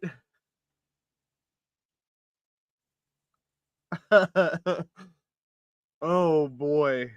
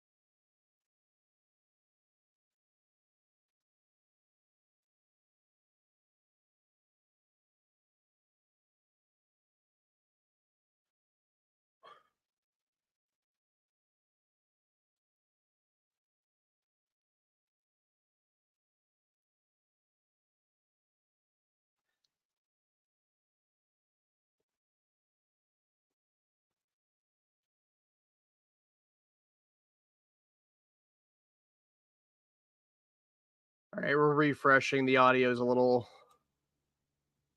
messed up. I cannot believe he's going to Nestor here. It's a choice that was certainly made by Aaron Boone. This dude hasn't pitched in a month, and he's drawn Shohei and Mookie Betts.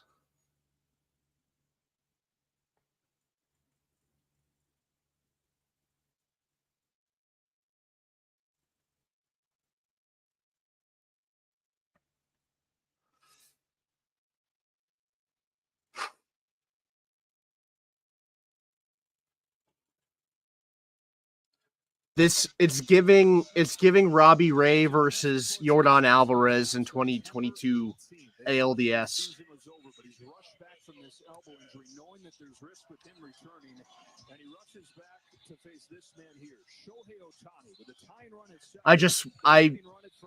I would take my chances with Tim Hill. I know he doesn't have a ton to get Ohtani out with.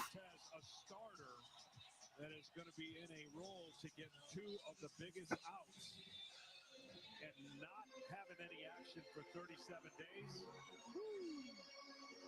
He had a pinch runner at second, Chris Taylor. Arms in the outfield really good, especially Verdugo on left. So here we go. What an opportunity this is for Shohei Ohtani. Like it's baseball fans all over the world. His first trip to the postseason, his first trip to the World Series, and in the 10th inning of Game 1, he's got a chance to be the hero. Well, unless he hits a bullet at an infielder, it's almost impossible to double him up. So you got 2 chances to tie the game or take the lead if you figure Mookie Betts is definitely getting up in this inning. First one from Cortez is lifted. Oh my God, he got him. Verdugo runs over and makes the grab. Did he hold on? Unbelievable catch by Alex Verdugo. Verdugo makes the grab. He goes out of play, so the runners will get 90 feet, but they get Ohtani on 1 pitch. This Unbelievable catch by Alex Verdugo. And making the catch. So now you got to walk Mookie and face Freddie. And then going out of play and throwing the ball from out of play. Alex Verdugo has made a couple plays. He had a diving catch to end the bottom of the 9th. And here he goes into the first row of seats to get Shohei Ohtani.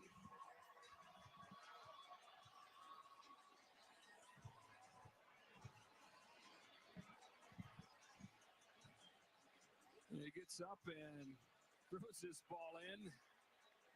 Well, that's a ball once he's out of play. Waved off Aaron Boone and the training staff. And somewhat fittingly here, you know, with all the talk about Shohei Ohtani, you now have Mookie Betts coming to the plate, and they may put him on and take their chances with Freddie Freeman. But again, all the talk about the superstar at the top of the order. These guys, these former MVPs themselves, a lot of chances funnel to them. And the bases will be loaded here for Freddie Freeman with the Dodgers down 3-2 and down to their last out in Game 1.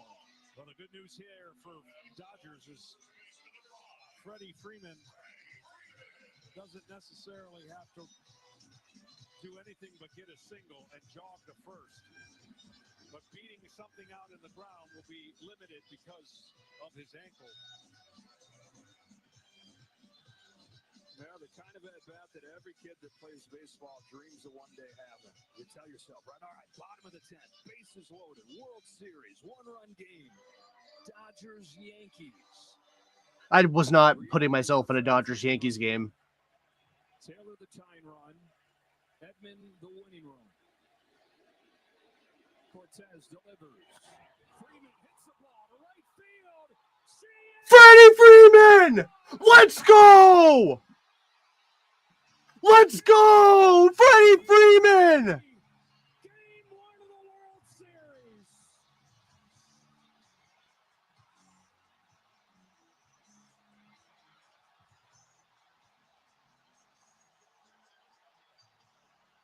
Oh, he crushed it!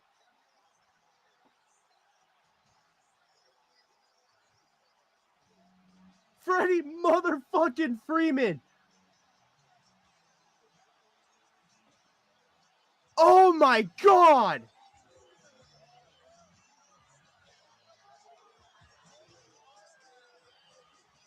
I said his last 2 at-bats would be a great time for him to check in with his first postseason home run. And oh my God, did he pick the best possible opportunity for his first postseason home run. What a swing. Freddie Freeman's been down for the count physically for the last 3 weeks. Used him as a platoon bat. Could barely move.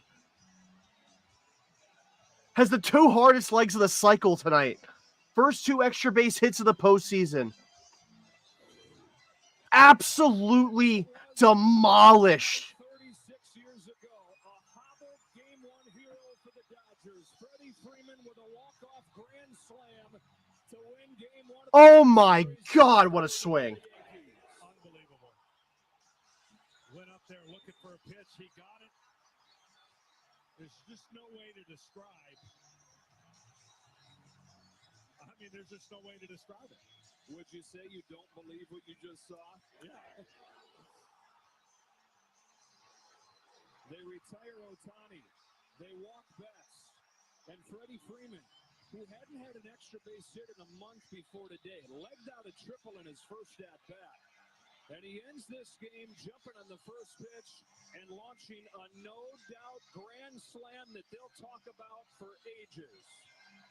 Down to the field with Ken Rosenthal. Freddie, grand slam, walk-off in a World Series game. Yeah. Where does that moment rank for you? Oh, I don't know. Ken, that's stuff you are 5 years old in the backyard right there. And that's a dream come true, but that's only one. We got 3 more. Going up to the plate against Cortez, what's on your mind? First pitch.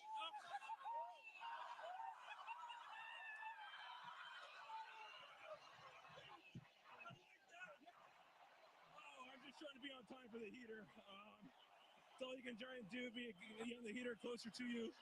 Try and push, leave the cutter and slider away, and I was on time for the heater. Now, it was nice you didn't have to run hard. How was your ankle? You legged out a triple earlier in the game. Yeah, I actually felt pretty good. The last 6 days, we treated it really well. I've been feeling pretty good, so right when I ran out to give high fives to my teammates, I felt pretty good because that was the first time I ran all week. So ankle's good. You ran over to your dad after hitting that home run. Yeah. What did you say to him? I was just screaming in his face. I'm sorry, Dad. Yeah, he's been there since I was a little boy, throwing batting practice to me every day. So this isn't my moment. That's my dad's moment. It's been such a tough year for you, physically, off the field with your son. Freddie, how gratifying is it just to get this done for your team? Yeah, pretty gratifying. This ranks up there pretty high. It's pretty incredible. So it's been a long 3 months, but these fans here, when I came back that first game, they showed love. I'm just glad I was able to reciprocate tonight. Freddie, congratulations. Thank you very much. Joe, back to you. All right, Kenny, and impossible not to think of this moment right here.